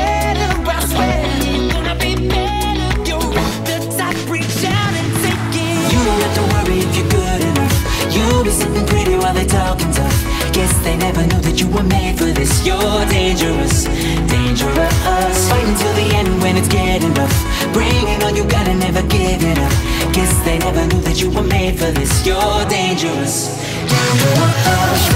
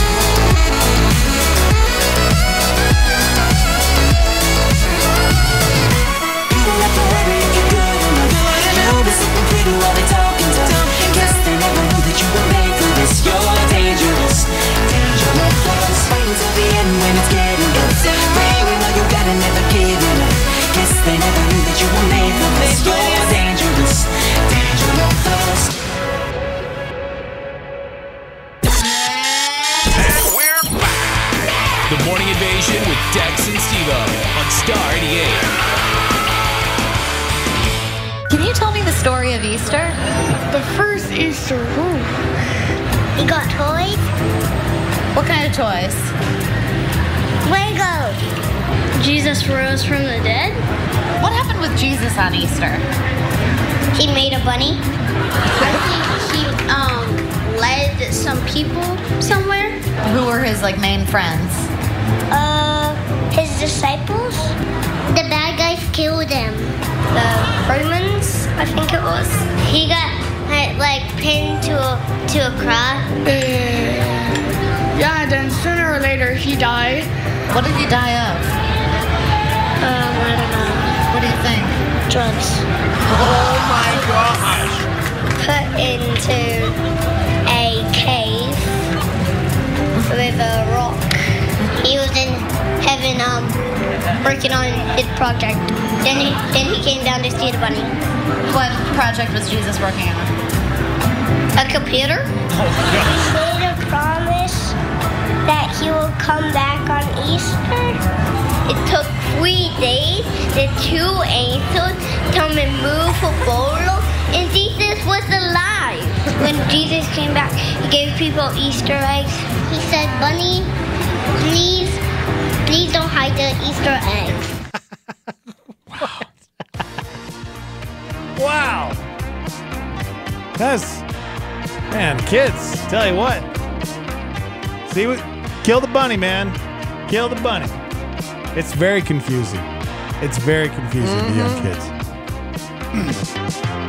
Easter. It's happening, guys. This weekend, this Sunday, April 1st. Don't forget, it's April Fool's Day on April 1st. Watch out for all those pranksters out there. But yeah, it's going to be a lot of fun. We'll be out at the sunrise service, UNM Stadium. Tell your friends, bring your family, bring some blankets, dress warm. Kicks off at 7:30 a.m. and it's gonna be every year that we've been doing it, it's been so much fun. We'll be kicking things off at 6:30 for an hour, hanging out with you guys, trying to keep you warm, hopefully making you laugh with lots of good entertainment, like a song that I'm debuting. Come on, take those eggs in. This is from last year. Gobble 'em up.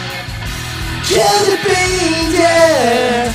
Get enough. You're the Easter bunny. Boom, and then I'm going to burn an Easter bunny, but it's not going to be a real one. But it's going to be a stuffed animal. Right on stage. They won't allow me to do that. But yeah, we'll have fun. We'll do some Easter traditions from around the world. We'll probably talk about some April Fool's Day fails, all that. So join us. Sarah Reeves going to be there. Special guest Sarah Reeves, along with Battle Drums Worship and Pastor Skip Heitzig, going to bring a message of hope. Good morning, everybody. Live from the Dreamstar Remodeling Star 88 Studios. It's Monday. We're back. We're not taking any more vacation for a little bit, so just relax. Are we taking next Monday off, man? Yeah, I mean, we're out for... I'm just yeah, I'm going to be so just tired from Easter, so I think I should probably take Monday off. Okay. Just saying. We'll see what happens. No. No? We're here. Okay. You're right. 505-338-3700 is the phone number to call in. Good morning. Morning, fellas. How you doing? Hey, what are you doing? Just enjoying the day off, man. What are you up to? Oh, you know. Enjoying the not day off. Yeah. Trying to push on through. It's not quite strenuous work that you guys are up physically, really? I should say. Really? Wow. Thanks. Wow. My wife? I'm exhausted after the show. I got to thinking, though, when you guys mentioned that it was April Fool's, I thought, man, what if the first actual Easter was April Fool's? And Mary came back and she said, he's not in the tomb. Everybody's like, yeah, April Fool's, very funny.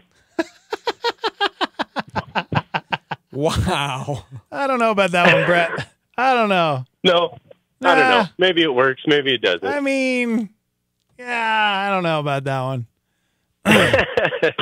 Anyways, just food for thought. Food for thought. All right. Good stuff. Cool, and guys. You have a great day, man. We work hard, all right? We work hard. I know. I listen almost every day, so I appreciate all the hard work y'all put in. I know you do. All right. We'll see you, man. Later, guys. Love that guy. He's such a good dude. Nope. We don't work hard, though. I mean, it's a pretty easy job. And all we do is show up and just turn the mic on and just talk. It's so easy. 4 hours, man. A 5-year-old could do it because my son normally. No, I pretty much can do it. That's true. That's so true, man. Yeah, but like I have a real job and I blah, blah, blah, blah, blah. Yeah, dude. No, you're right. You're right. So easy. ESPN did a March Madness style bracket on the best sports movies. You guys chime in. What do you think? Best sports movie, in your opinion? 505-585-LIVE. I would say, in my opinion. Man, this is hard because it's sports. It is not baseball film. It's not football film. All of sports. Basketball. I would say Rocky is the best of all time. Oh, the Rocky franchise. Rocky franchise is the best sports movies of all time. Followed by Happy Gilmore. Okay. And Space Jam. Dang, dude. And Hoosiers. And Talladega Nights. Seth says. Oh my gosh, right? Miracle? That was great. That was a great movie. But there's so many. Like, why can't we categorize it like, yeah, but man, baseball. What's the greatest baseball movie? That's Major hard. League. I would say for love of the game, most people would say Field of Dreams or Bull Durham. League of Their Own. Oh, see? How could you do this? ESPN. Sports movie madness. I want to at least know like the 1 and 2 seeds. And then who are the Cinderella stories?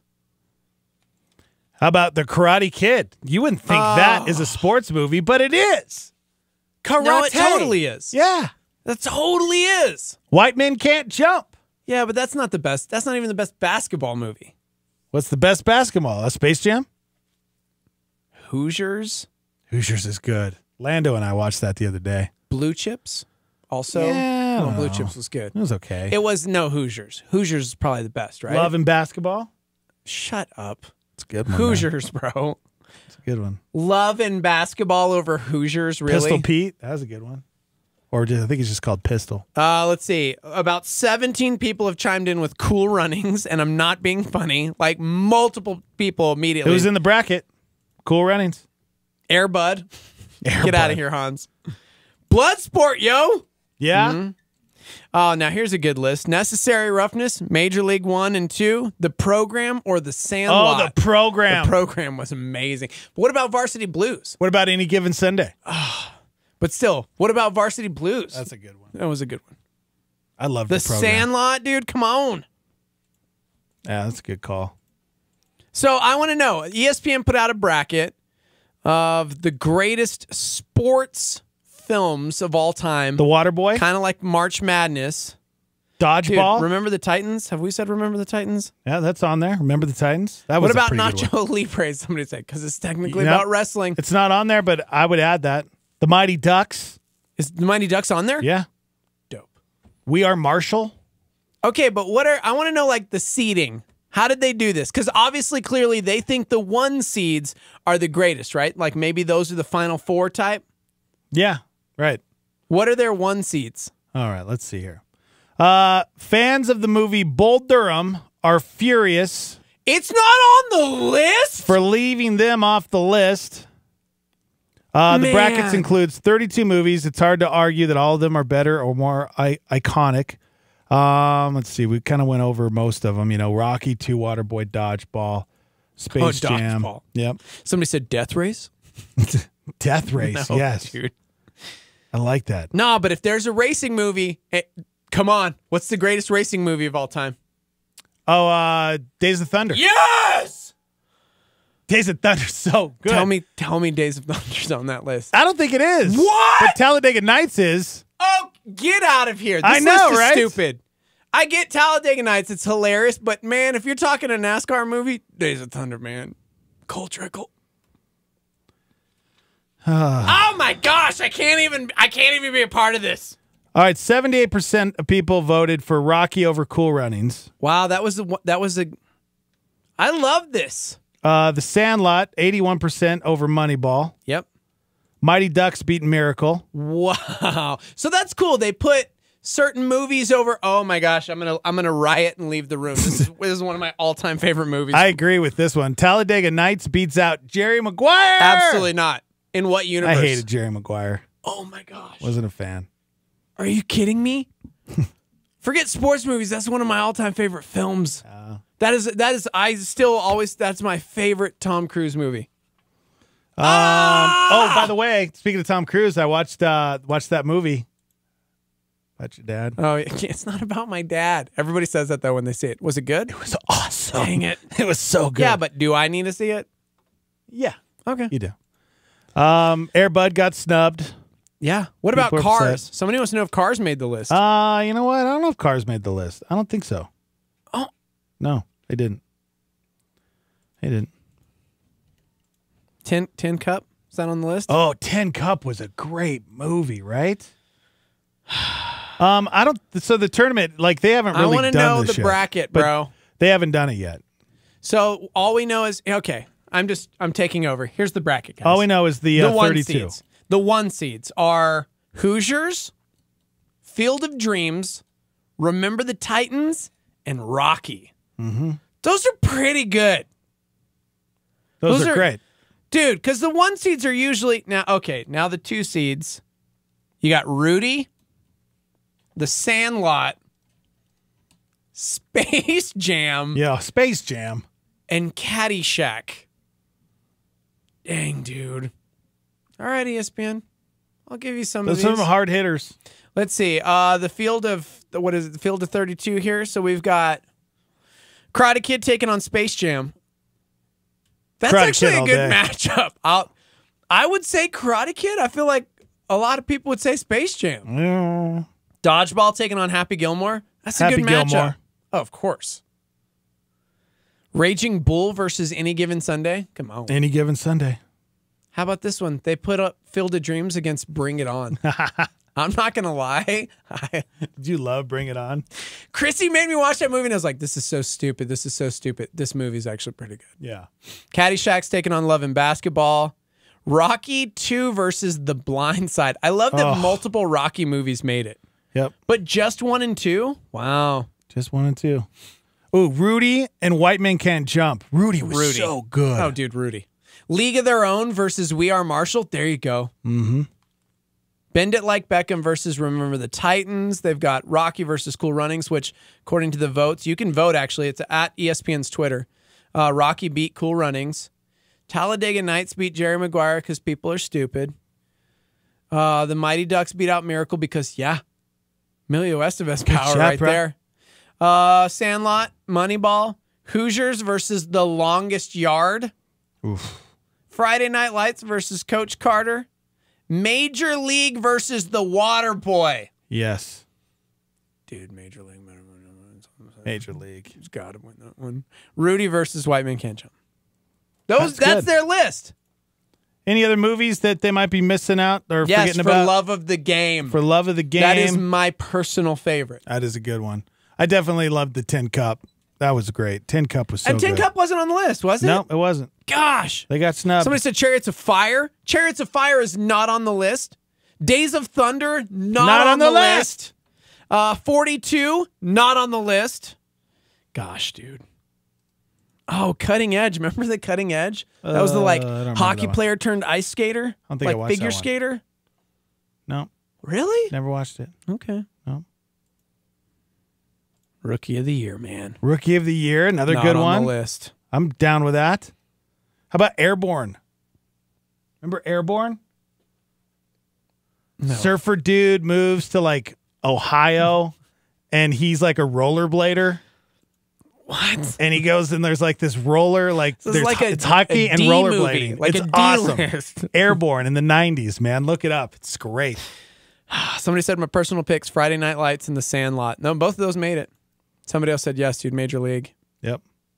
It's going to be interesting. So ESPN's doing this bracket, and you vote. It's like Twitter voting all the way down. When do we actually get their final four? Do we know? It doesn't say. Caddyshack. Okay. Did we mention Caddyshack? Yeah. That was on there. Bad News Bears, they got snubbed. The Natural. How did The Natural get snubbed? Slap Shot.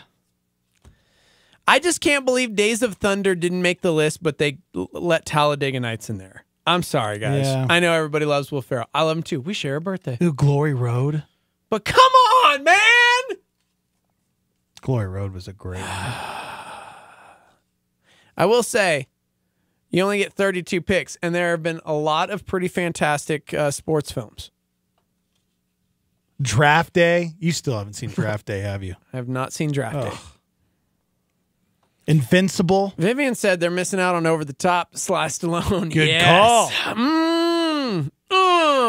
Arm wrestling. Basketball. Oh, okay. Good morning. Good morning, my brothers. How we doing? What up? You guys are nuts, man. Thank you guys so much, man. You guys are crazy. So how did Rocky 4 not make it? Oh, I know, right? Rocky 1 and 2. Those are the only ones that made it. I think all the Rockies should have been on there. No, in my dude. opinion. Honestly, over Rocky 2, over all of the other ones, Creed got snubbed. Yep. Creed was fantastic. I'll give you So Rocky think 1, about- but man, Creed was so good. Well, think about Rocky 4. He lost Apollo Creed. He had to separate his wife. He went into enemy territory, like crazy, running up the mountain. Like, oh, man, the soundtrack's amazing. A stadium of Russians are cheering Rocky at the end. I mean, come on. Exactly. Not only that, but how come is Over on. the Top not in there? Over the Little Top, that's a Giants good one. not in there? Yep. Mighty Ducks? Cinderella Man. Mighty Ducks made it. Cinderella Man should have been there. That movie is fantastic as well. Seabiscuit? What about Oh, Seabiscuit? man. Oh, go away. Seabiscuit. Where are you, Seabiscuit? Hey, love you guys, man. Love Have you a too, good day. man. See you, Rob.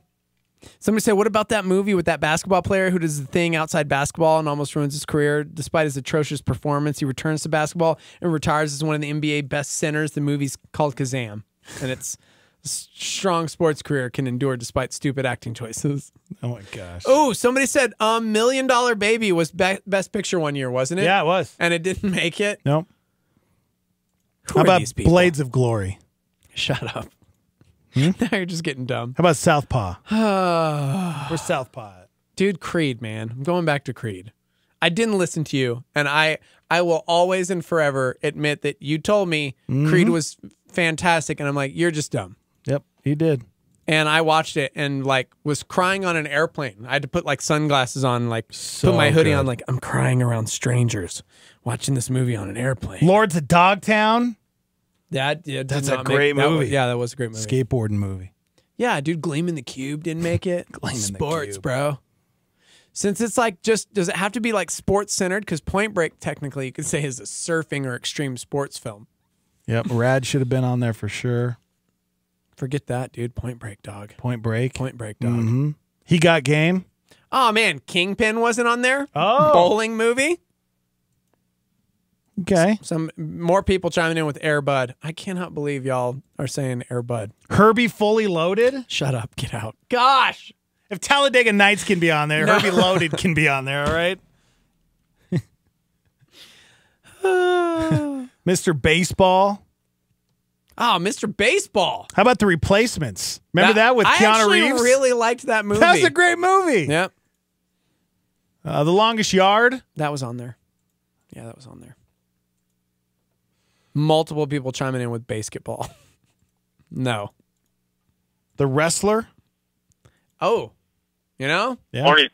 Hey. Coach Carter. Coach Carter. Didn't That's a make the basketball list. one. That's with, what's his face? Yep. Yep. Yeah. Wow. You guys. What about Trouble with the Curve? Oh, dude. I've had a few people tell me I need to see that movie, and that's one of the few baseball movies I never watched. Really? Yeah, I never watched it. And the Basketball Diaries. No, I don't know about that. No, I'm just saying that's not Old a school sports Leo, bro. How about Old school Robin Hood, Prince of DiCaprio. Thieves? Go away. Archery, bro. Come on. Come on. Robin Hood, Prince of Thieves. Why is that not on there? Come on. You know, what about Ninja Turtles? That's mixed martial arts. Come on. Oh, yeah. And Casey Jones totally uses hockey sticks. Exactly. So. That's a total sport movie.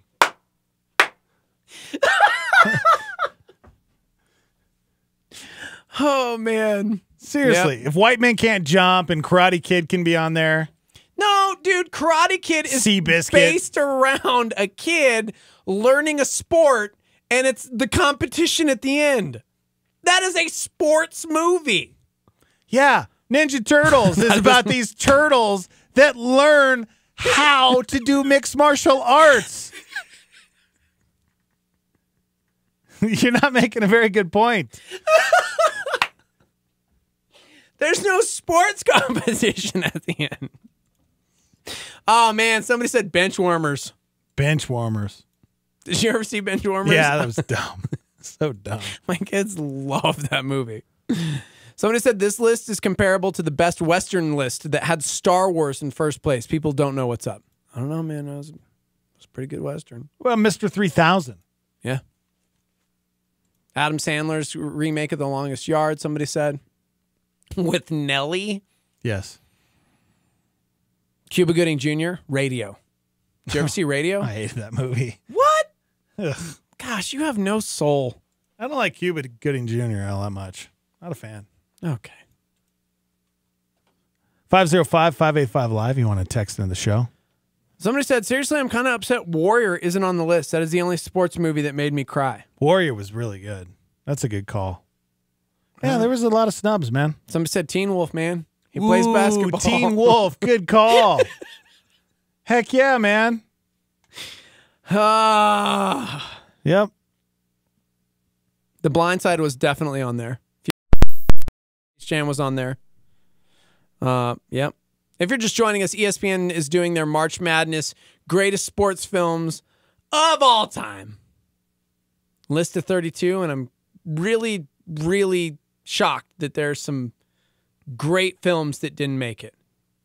I do think one of the greatest travesties of that list is that Bull Durham isn't on the list. Because most times you talk about sports films, that's like a lot of people's first take is Bull Durham. Yeah, that's good. Tim call. Robbins, Yep. Susan Sarandon, Kevin Costner. Good morning. Morning. Hey, what's that karate movie where it's a kid that has asthma and then his hero is Chuck Norris and Chuck Norris ends up being in the end? Oh, Sidekicks! Oh, yeah, that was a Wasn't great it called movie. Sidekicks? It was called Sidekicks. Gosh. I loved that movie. Yeah. Good call, man. Mm-hmm. It made me want to get into nunchucks instead, but I kept hitting myself, so. Yep. 1992 film, Sidekicks. Do you remember those like styrofoam nunchucks you could get that they sold? Did you ever have those? Yeah, they saw them every Halloween. Yeah. I used to have those. I know, guys. You guys have a good day. Later, man. Jonathan Brandis, bro. R.I.P. That was sad. Yeah, that was sad. Anyways. That was sad, man. Oh, what about Ladybugs? Yeah, Rodney Dangerfield. That was a soccer That film. was actually a pretty good movie. No, it was I actually did like that one. I remember that one. It's good. Greatest sports movies I think we've of hit all them all, time. man. We did. I can't. Man, we used to watch the program before every football game. The night before, we get together as a team and watch the program. Are you ready for this? I've never seen the program. Seriously, I'm being totally You've never seen the serious right now. program? It's one of the greatest movies ever. I've also okay. And it has to do with school Just shooting, gonna be too. honest. Tyra Banks is in it. I've never seen Remember the Titans. Denzel Washington. I know. I know. You've never seen that? No. But I've seen Varsity Blues like 12 times. It's a great movie. It is a great movie. You got to watch Remember the Titans. You got to get the kids to watch that. That's Yeah. a great. It'll inspire you. Oh, dude, Chris just chimed in with a travesty. Mortal Kombat. Mortal Kombat. Why What is the Mortal heck? Kombat not on the list? Seriously. That actually is a martial arts film. That's a good call. About a tournament. Yep. Where you'll die. Yeah. Yep. That's true. Man. Anything else we're missing, guys? Anything else before we go to break? Anything? Greatest sports movies of all time? Remember the Titans is a 1 seed because people are like, wait, wow, why isn't Remember the Titans not on the list? It's definitely on the list. It's a 1 seed. Somebody else wants to know if you really did just say nunchucks. Nunchucks. That's what I said, nunchucks. They're nunchucks. That's what I said, nunchucks. 61, the story of Roger Maris's run at Babe Ruth's single-season record. Yes, did not make the list. Somebody else said everything with Jackie Chan. I love that Cool Runnings was in there. That's a good call. Yeah, but there's so many good movies that weren't on there. Just saying. Anyways. Yeah, I think we got all of them, guys. 3 Ninjas? Oh, 3 Ninjas? I watched that all the time. Yep. Good call. Good call. Way to go.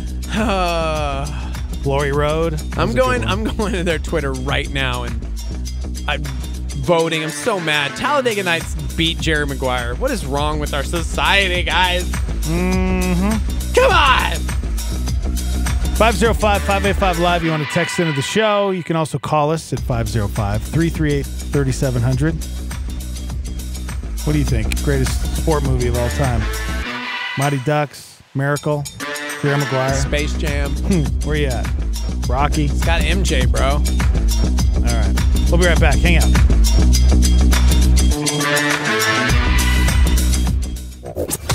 I'm Heidi, and here's what's happening. Sagebrush Church invites you to join them for worship and an engaging message for Easter weekend. They'll have services for kids and students, including an egg hunt and awesome giveaways for preschool through 5th grade. Celebrate Holy Week with Legacy as they gather together for a special Good Friday service on March 30th at 6:30 p.m. Just 3 days later, celebrate the victory of Christ's resurrection and experience Easter at Legacy April 1st at 9 a.m. If you're in Las Cruces, Mesilla Park Community Church invites you to join them at the El Paso Road campus to celebrate Easter. Services are at 9 a.m. and 11 a.m. with free brunch being served before each service and a massive candy drop for the kids after each service. For Easter service times, locations, and more information about these events, visit star88.fm. For what's happening, I'm Heidi, and this is Star 88. A solar flare with Chad Beach. Pride is the only disease that makes everyone else sick besides the person that has it. That's a Star 88 solar flare. Hands over my face while I play along. Vision just as clear with my eyes closed. A foreign language only you and I know. Don't know where we're heading, but we're so close, dancing on the edge of something beautiful. So stay with me now. My heart is calling out to shine that you want me now. Shine that you want me now. Why don't you let it out? Say it loud. Stop with all the Chinese whispers. Say it out. Scream it out. Cope with all the Chinese whispers. Intensity so high off the Richter scale. Trembling so hard, let it ricochet. Trying to keep composure while the ground shakes. Earthquake hanging on to every word that you say. Rushing on the edge of something beautiful. So stay with me now. My heart is calling out to shine that you want me now. Shine that you want me now. Why don't you let it out? Say it loud. Stop with all the Chinese whispers. Say it out. Scream it out. Cope with all the Chinese whispers. See you talking, but I'm hearing nothing. Need you to hit me with it hard. Let it out. Say it loud. Stop with all the Chinese whispers. See you talking, but I'm hearing nothing. nothing, you got me out here in the dark. Tip of your tongue, don't know why you're still holding back. I see you talking, but I'm hearing nothing, you got me out here in the dark. Tip of your tongue, don't know why you're still holding back. Why don't you spit it out?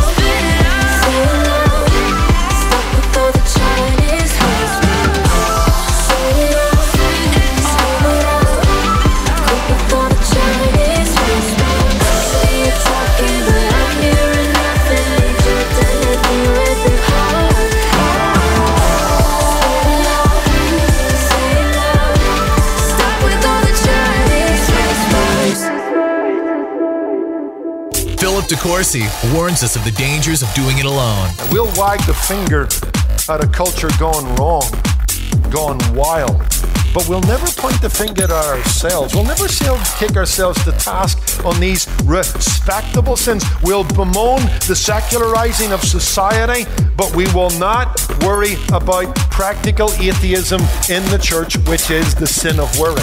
Because that's what worry is. It's practical atheism. It's acting like you don't have a heavenly Father. It's acting like God is not faithful, kind, and committed to looking after his people.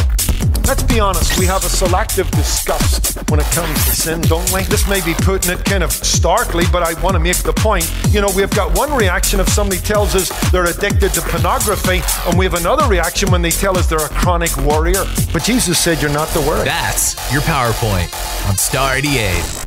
Hey, what's going on in the news today? NCAA March Madness, top seed Villanova beats Texas A&M 71-59 in Boston, now heading to San Antonio. President Trump calls the allegations from Stormy Daniels and other women a political witch hunt. Steve Mnuchin defending President Trump's proposal to impose tariffs on imported aluminum and steel and to negotiate with individual countries like South Korea on reducing them. Ambassador Lighthizer reached a very productive understanding with South Korea. The Spanish Catalan region protesting the detention of their fugitive former leader in Germany following a declaration of independence by voters in Catalan last October. The government in Spain declaring, though, that referendum was illegal. Turnover in the Trump administration. He did say that he's expecting to make one or two major changes to his government very soon, and that's going to be it. St. Louis had the cheapest average gas price, $2.22 a gallon for regular. San Francisco the highest at $3.54. Hey, everybody. Good morning. Tex and Steve-O live from the Dreamstyle Remodeling Star 88 Studios. Thank you for being a part of the show today. We're almost done. Almost done. Thanks for chiming in. Man, I can't believe I missed this one as far as some of the greatest sports movies of all time. Fast and the Furious. That's not a sports What the heck? Really? It's not a sports movie. Yeah, it is, man. It's not a sports movie. Heck yeah, it is. Then Point Break's a sports movie because Fast and the Furious is essentially a ripoff of Point Break. I have no problem with Point Break being a sports movie. All right. Surfing, bro. That's what I'm saying, dog. Cars and surfing, come on. Yeah. Anything else that we missed? Anybody else chiming in with anything? Oh, just a lot of the sames. Enter the Dragon, good call. Yep. Bruce Lee. The Crow. The Crow. One of the greatest sports movies of all time. Kidding me with that? Passion of the Christ. Greatest sports movie of all time. Sorry, that wasn't funny. 10 Easter in. Good morning. Should we start this break over? Want to start it over? No. Hello? Anyone there? No. Hello? Anyone? Hello? Anyone? Hello? Excuse me.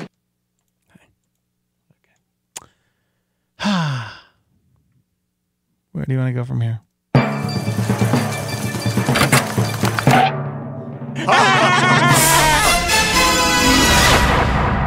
A woman This in is Minnesota. bad. Okay. A woman in Minnesota named Jen Pratt was diagnosed with cancer over 20 years ago when she was 11 years old. 11 years old, diagnosed with cancer. Gosh. Doctors found a tumor in her leg, so she needed surgery and about a year of chemo before she finally beat cancer. But she beat it! And believe it or not, the whole experience made her want to spend more time in hospitals. So she decided to pursue a career in medicine. I love this. Went to medical school and everything. And now she's giving back. I love this. By working at a... Ruined it. What? Ruined it. And now she's giving back. She's working as a doctor at the same hospital in St. Paul, Minnesota that treated her. Love that. That's pretty dope. That is cool. Coolest part is some of her old nurses are still there, so now instead of being their patient, she gets to work alongside them. This isn't the first time we've actually shared a story like this. There was a similar story, about a year ago? 24-year-old nurse in Atlanta who now works at the same children's hospital that helped her beat cancer. That's cool, man.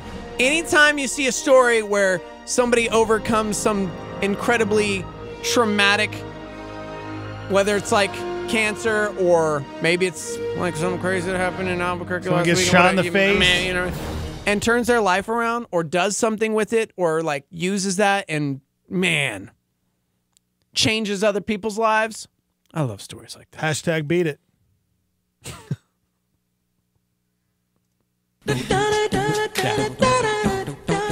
Yeah. Got it. Thanks. Okay. MJ. Cool it, bro. Stop. I get it. Yeah.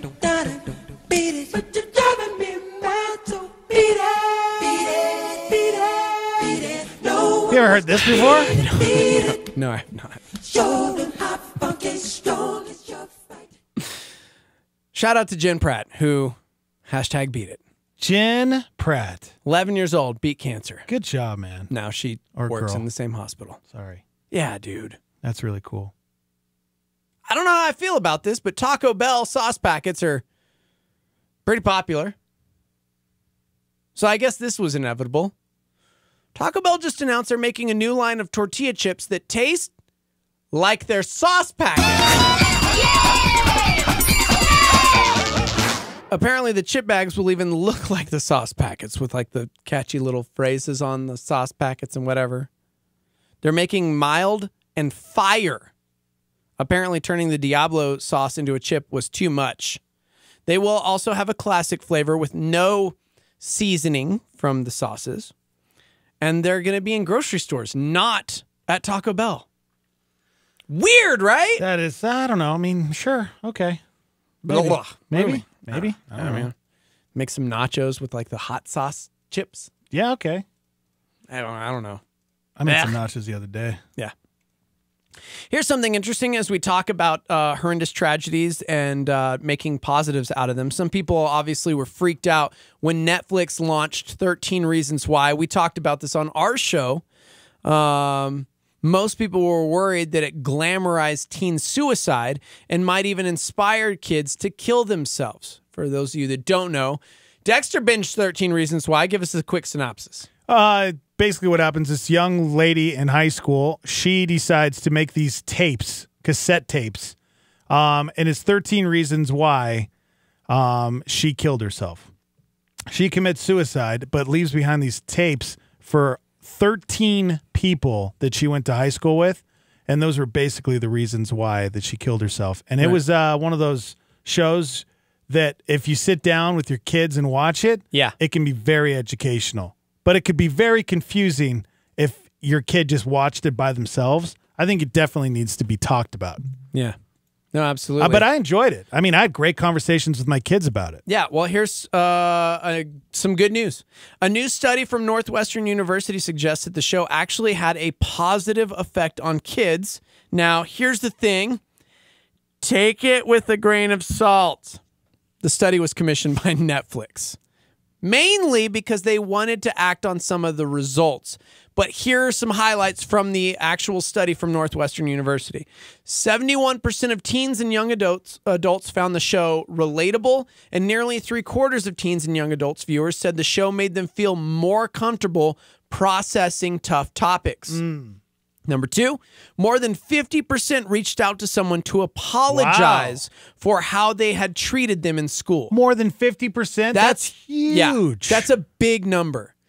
Number 3, nearly 75% of teens said they tried to be more considerate about how they treated others after watching the show.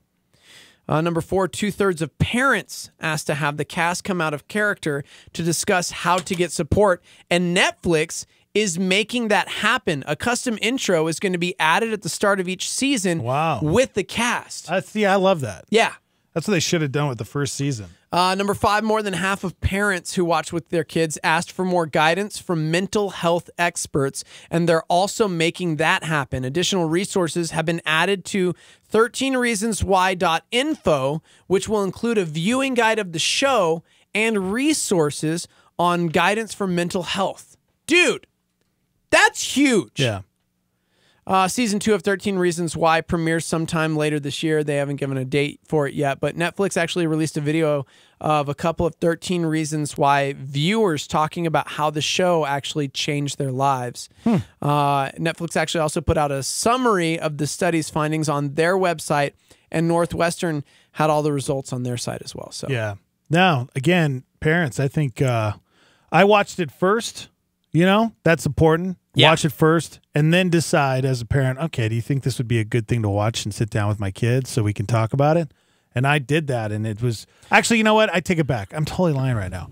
Now that I think about it, I found You're out not lying, that you're just remembering incorrectly. yeah, There's a difference. my daughter ended up watching. She was like halfway through it. Oh, okay. And then I realized, oh my gosh, you're halfway through this show already? What the heck? Right. But then it was like I jumped in and we got to have some pretty good That's conversations. not a lie. That was like misremembering. I was joking. It's totally different. Oh, thank you, I'm just Steve-O. saying. I'm just saying. Well, some people are like, oh my gosh, he's the Christian. He just lied. Oh my gosh. You're You didn't such lie. a liar. You're Dex. remembering incorrectly. You're a liar. You're just an idiot. There's a difference. You know?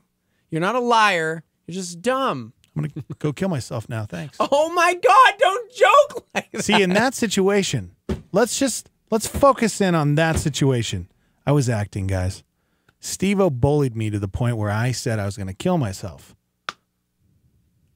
What should Steve-O do? Steve-O? Steve-O? Hello? You are literally the worst human right now. Really? You are literally. You're talking about 13 Reasons Why. About a show about someone that commits suicide, because and you of just bullying, bullied and me. then I called you an idiot. You're right. You know what? You're absolutely right. I hate you. Gosh, that was the worst. You feel bad, don't you? Guys, so if you've ever been curious what happens to me when I'm uncomfortable, I get this nervous giggle, and I can't stop. How did it make you feel that I said I was going to go kill myself? I'm uncomfortable. Yeah, you should be. You should be. Gosh, dude. That was horrible. It was. Maybe you should think about your words before you speak them. Oh, man. I'm so mad. Before you let them loose. I am so uncomfortable. You should be. You should be. And scene. See, guys, that's exactly what we're talking about. Dex tried to turn the tables on the bully by bullying him back on the radio, and in turn, it made me feel so uncomfortable I couldn't stop giggling, but internally, I was hurting. I was sad. Bullying you back. And I didn't know what to do. So I got in my car. Never mind.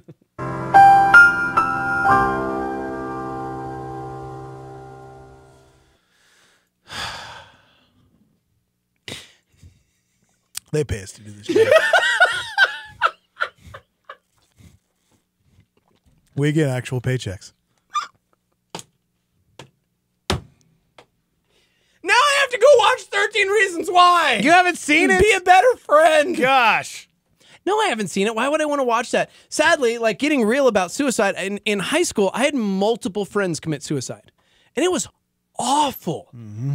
And so if there's one thing that I do get stoked about is being able to talk to my kids about things like this, because that's, especially with all the shooting, we're talking about the 6 o'clock hour. If you miss the 6 o'clock hour, crazy shenanigans in my neighborhood over the weekend.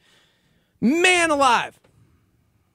It was insane. And so talking to my kids about the way they treat other people, not just in school, not just at youth group, because sadly, when I was growing up, there were so many cliques in youth group. Yeah. That nobody wanted to go to church because nobody was responding as a Christian. They were all these cliquey little clubs, and that's not. That is no part of Jesus. Yeah. Jesus is not part of some cliquey little club. And if you think that, like, you're now like redeemed, so you're like in the club and you get to like look down on any other human being. You're a dumb. Mm-hmm. Because that's not what it was about. Jesus came, and it says in Scripture, not just for you, but for the sins of the world. He died while we were yet sinners. And yet we get into these stupid little cliques and clubs and think we are better, which is like the antithesis of the gospel. Like we suck. we are dead in our trespasses. We're all fallen sinners. And then Jesus came so that we could be reconciled to God. Oh man, I'm so stoked for Sunday. Easter! You should be a youth pastor. The man. Easters! No, I should not. You ever think about that? No, I think you missed your calling. I should not. Cynthia says cliquey adults at church are worse than kids. Preach, man. Mm-hmm. Cliquey youth group kids become cliquey adult kids. Yep.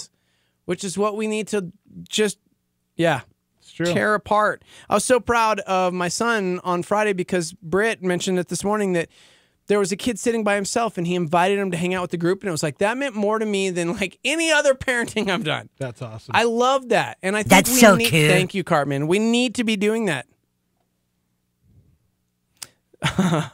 Somebody said that earlier I sounded like the chick winning the Oscar with my nervous giggles. Okay. Oh, wow. One thing, too, that I've noticed, my daughter says this a lot, and I think it's pretty popular to say, I'm going to kill myself. Ugh. Have you heard that with your kids or anybody? No. Yeah, it's like they'll be arguing, brother and sister arguing, and then all of a sudden one of them will say, just go kill yourself. Oh my gosh, no! Or one of them will say, I'm just going to kill myself. Oh. It's gotten popular for them to say that, not meaning it, but at the same time. No, I know what you're saying. Yeah. You don't say stuff like that. No, you don't. You absolutely don't. Ah. Great. Thanks, bro. Dave Stagg says you should be a youth pastor. No, stop it, Dave. No, get away from me. Gosh. In my space, bro. Moving on. No matter how bad things are going, by the way, all of this vanishes ever so briefly the moment you shove a slice of pizza or donut into your mouth. Just saying. Maybe you're having a bad day. No, this is bad. So you had a bad day. This is wrong, Take a look around. You grab a big old donut and you put it in your mouth because we're eating other food. No. You had a bad day. According to a new survey, 76% of people say that on an average day, their happiest moments are when they're eating. Survey also found the 10 foods that make us the happiest. What do you think the number one food is? What do you think makes people the, quote, happiest? Ooh. Top 10 foods, guys. Well, you did say pizza. That's what I would have said. Oh, because that's my number one. Pizza was number 2 Pizza on the was list. number 2? Pizza Donuts. was number... No. Is it like sugary dessert? I'm not giving you any hints, bro. McDonald's. Here, I'll go from 10 to Big 1, Macs. and if you can guess it as I'm going, number 10 was pasta. Okay. Number 9, cheese. Ooh. Oh, I love cheese. Number 8, brownies. Number 7, ice cream. Ooh. Number 6, spicy foods. Yes. Dude, the Taj, they've got that buffet. You get that chicken Yes. makhni and the saag paneer and all the Yes. yes, eat it all. I think those are my happiest moments too. Yes. Burgers. Oh gosh. Number yes, 5. Burgers. Number Give me 4, a burger, man. Number 4 is steak. Oh, steak. Number 3, fried foods. Fried foods. Fried foods. Give me some French fries. Number 2, pizza. Come on, y'all. Nobody has said it. Cynthia chimed in with pickles. Kim says ice cream, chocolate cake, pizza. Rick says Coke. Liveline people are chiming in spaghetti. Number ice cream, 1. mac and cheese, burgers. None of these were number 1. Really? According to a survey. Oh, you know what? By the way, going back to your last conversation, Kevin Hart says just kill yourself a lot in his stand-up. Maybe that's what you know what? From. Gosh darn it, Kevin Hart. All Kevin Hart's fault. Come on, number 1. Kevin says tacos. That's not even on the top 10. What is wrong with people? They didn't survey anybody in New Mexico, especially on a Tuesday. Cheesecake? Nope, not it. Come on. Number 1. What's the number 1 food that makes everybody the happiest? I can't believe y'all. I'm Starmy and Dex. I don't know, Disappointed in all of you. You hit all of them. Tim just said it on YouTube Live. YouTube.com/star88fm. It was a YouTuber who got it right. Really? The #1 food that makes us the happiest, at least according to this survey, is chocolate. I just want to be happy. No matter how bad it gets in your life, you shove that chocolate in your mouth and everything's going to be better, unless you have a lactose intolerance, in which case maybe don't do that. I love dark chocolate. I bought some this weekend. Oh See? my gosh. Why didn't you say chocolate, you dumb? I don't know. And it made me super happy. It gave me tons of energy. You literally did what the survey said. I did. And you didn't say it. Did. I even said, man, I feel great after eating this chocolate. The top 10 foods that make us the happiest. Chinese food. I had that this weekend too. Gosh. Ice cream was #7. Chinese food was not on the list, but does spicy food It made count? me feel horrible. If you're getting like the General Tso's chicken? Oh. No? That MSG kills me, man. So if you missed it, pasta, cheese, brownies, ice cream #7, #6, spicy foods, burgers, top 5. #4 was steak, #3 was fried foods, #2 was pizza, and #1, because most people like gross things, was chocolate. Oh. I would say pizza over chocolate. I had pizza like 3 times this weekend. This is so wonderful. Not everybody's It was happy. the best, because Chrissy was gone, because she's all like gluten-free, you know what I'm saying? So it was like, what are we going to do, guys? Dion's again? Again? You know what I have? Okay. You know what I have that I totally recommend? Have you ever had cauliflower crust for your pizza? Get out of my life, you stupid hippie. Promise you. Nope. Get out of my life. It is so You good. can't replace pizza crust with vegetables and convince me. Hold on. What if it tastes just like pizza crust? Okay. I'm serious. You're like the 9th person that has said this. I'm not even joking. No, I cauliflower, believe you. Cauliflower crust. Say that 5 times. Cauliflower crust. You can't even say it twice. Cauliflower. It is so good. I had it. I've heard. And it, you know what? You know when you eat pizza and you feel like, oh my gosh, I'm just my gut is just turning inside. I feel like immortal because I've eaten the best food in my life. Really? Yeah, I'm serious, man. You guys try it. Maybe a little truffle oil on there. Ooh, truffle oil. Snap. Thebe says I made a pizza with bacon as the crust. Okay. You're going to die at 30. No, it's and fine. You're 40. Bacon's fine, bro. Mark says preach. Cauliflower crust is delicious. I was seriously not going to do it because it's cauliflower. It's good, man. Man, look at the time. It's time to go. Wow. And just like that, we're done. I'm with all of the members of the Starmy who chimed in with their disdain for chocolate because I just don't get it. Although this weekend at the baseball game had some Reese's Pieces. Oh. It's not really chocolate. It's like candy shell and peanut butter. Oh, I miss you. I just went. I went crazy. Chrissy's gone, so it's like I'm gonna take that Dr. Pepper and those Reese's Pieces and a chili cheese dog. Must be nice. And some Sour Patch Kids. Must be nice. I just went for it. All right, if you missed any of the show this morning, you guys can watch the show. We're going to upload on YouTube and Facebook Live. Star 88 FM. Just go there. You can watch us right there on YouTube or Facebook. We're on iTunes. We're at star88.fm. Download the podcast, Morning Invasion. Thank you for chiming in, Starmy. It's good to be back. It's going to be a big week. Huge week, guys. Gearing up for Easter sunrise service. Tell your friends. All right, have a great day, guys. We'll see you tomorrow. That's all we got. There ain't no more. That's right. Time is tight. It's the end of the show. Coming to Albuquerque May 1st at the Lobo Theater, Tyson Motzenberger, Tylen Motzentackle, Tyson Mulber Tackle. No. Hey, Daniel. Yeah. What's this? How do you pronounce this guy's name? Matzenbacher. Motzenbacher, that's right. Tyson Motzenbacher in concert.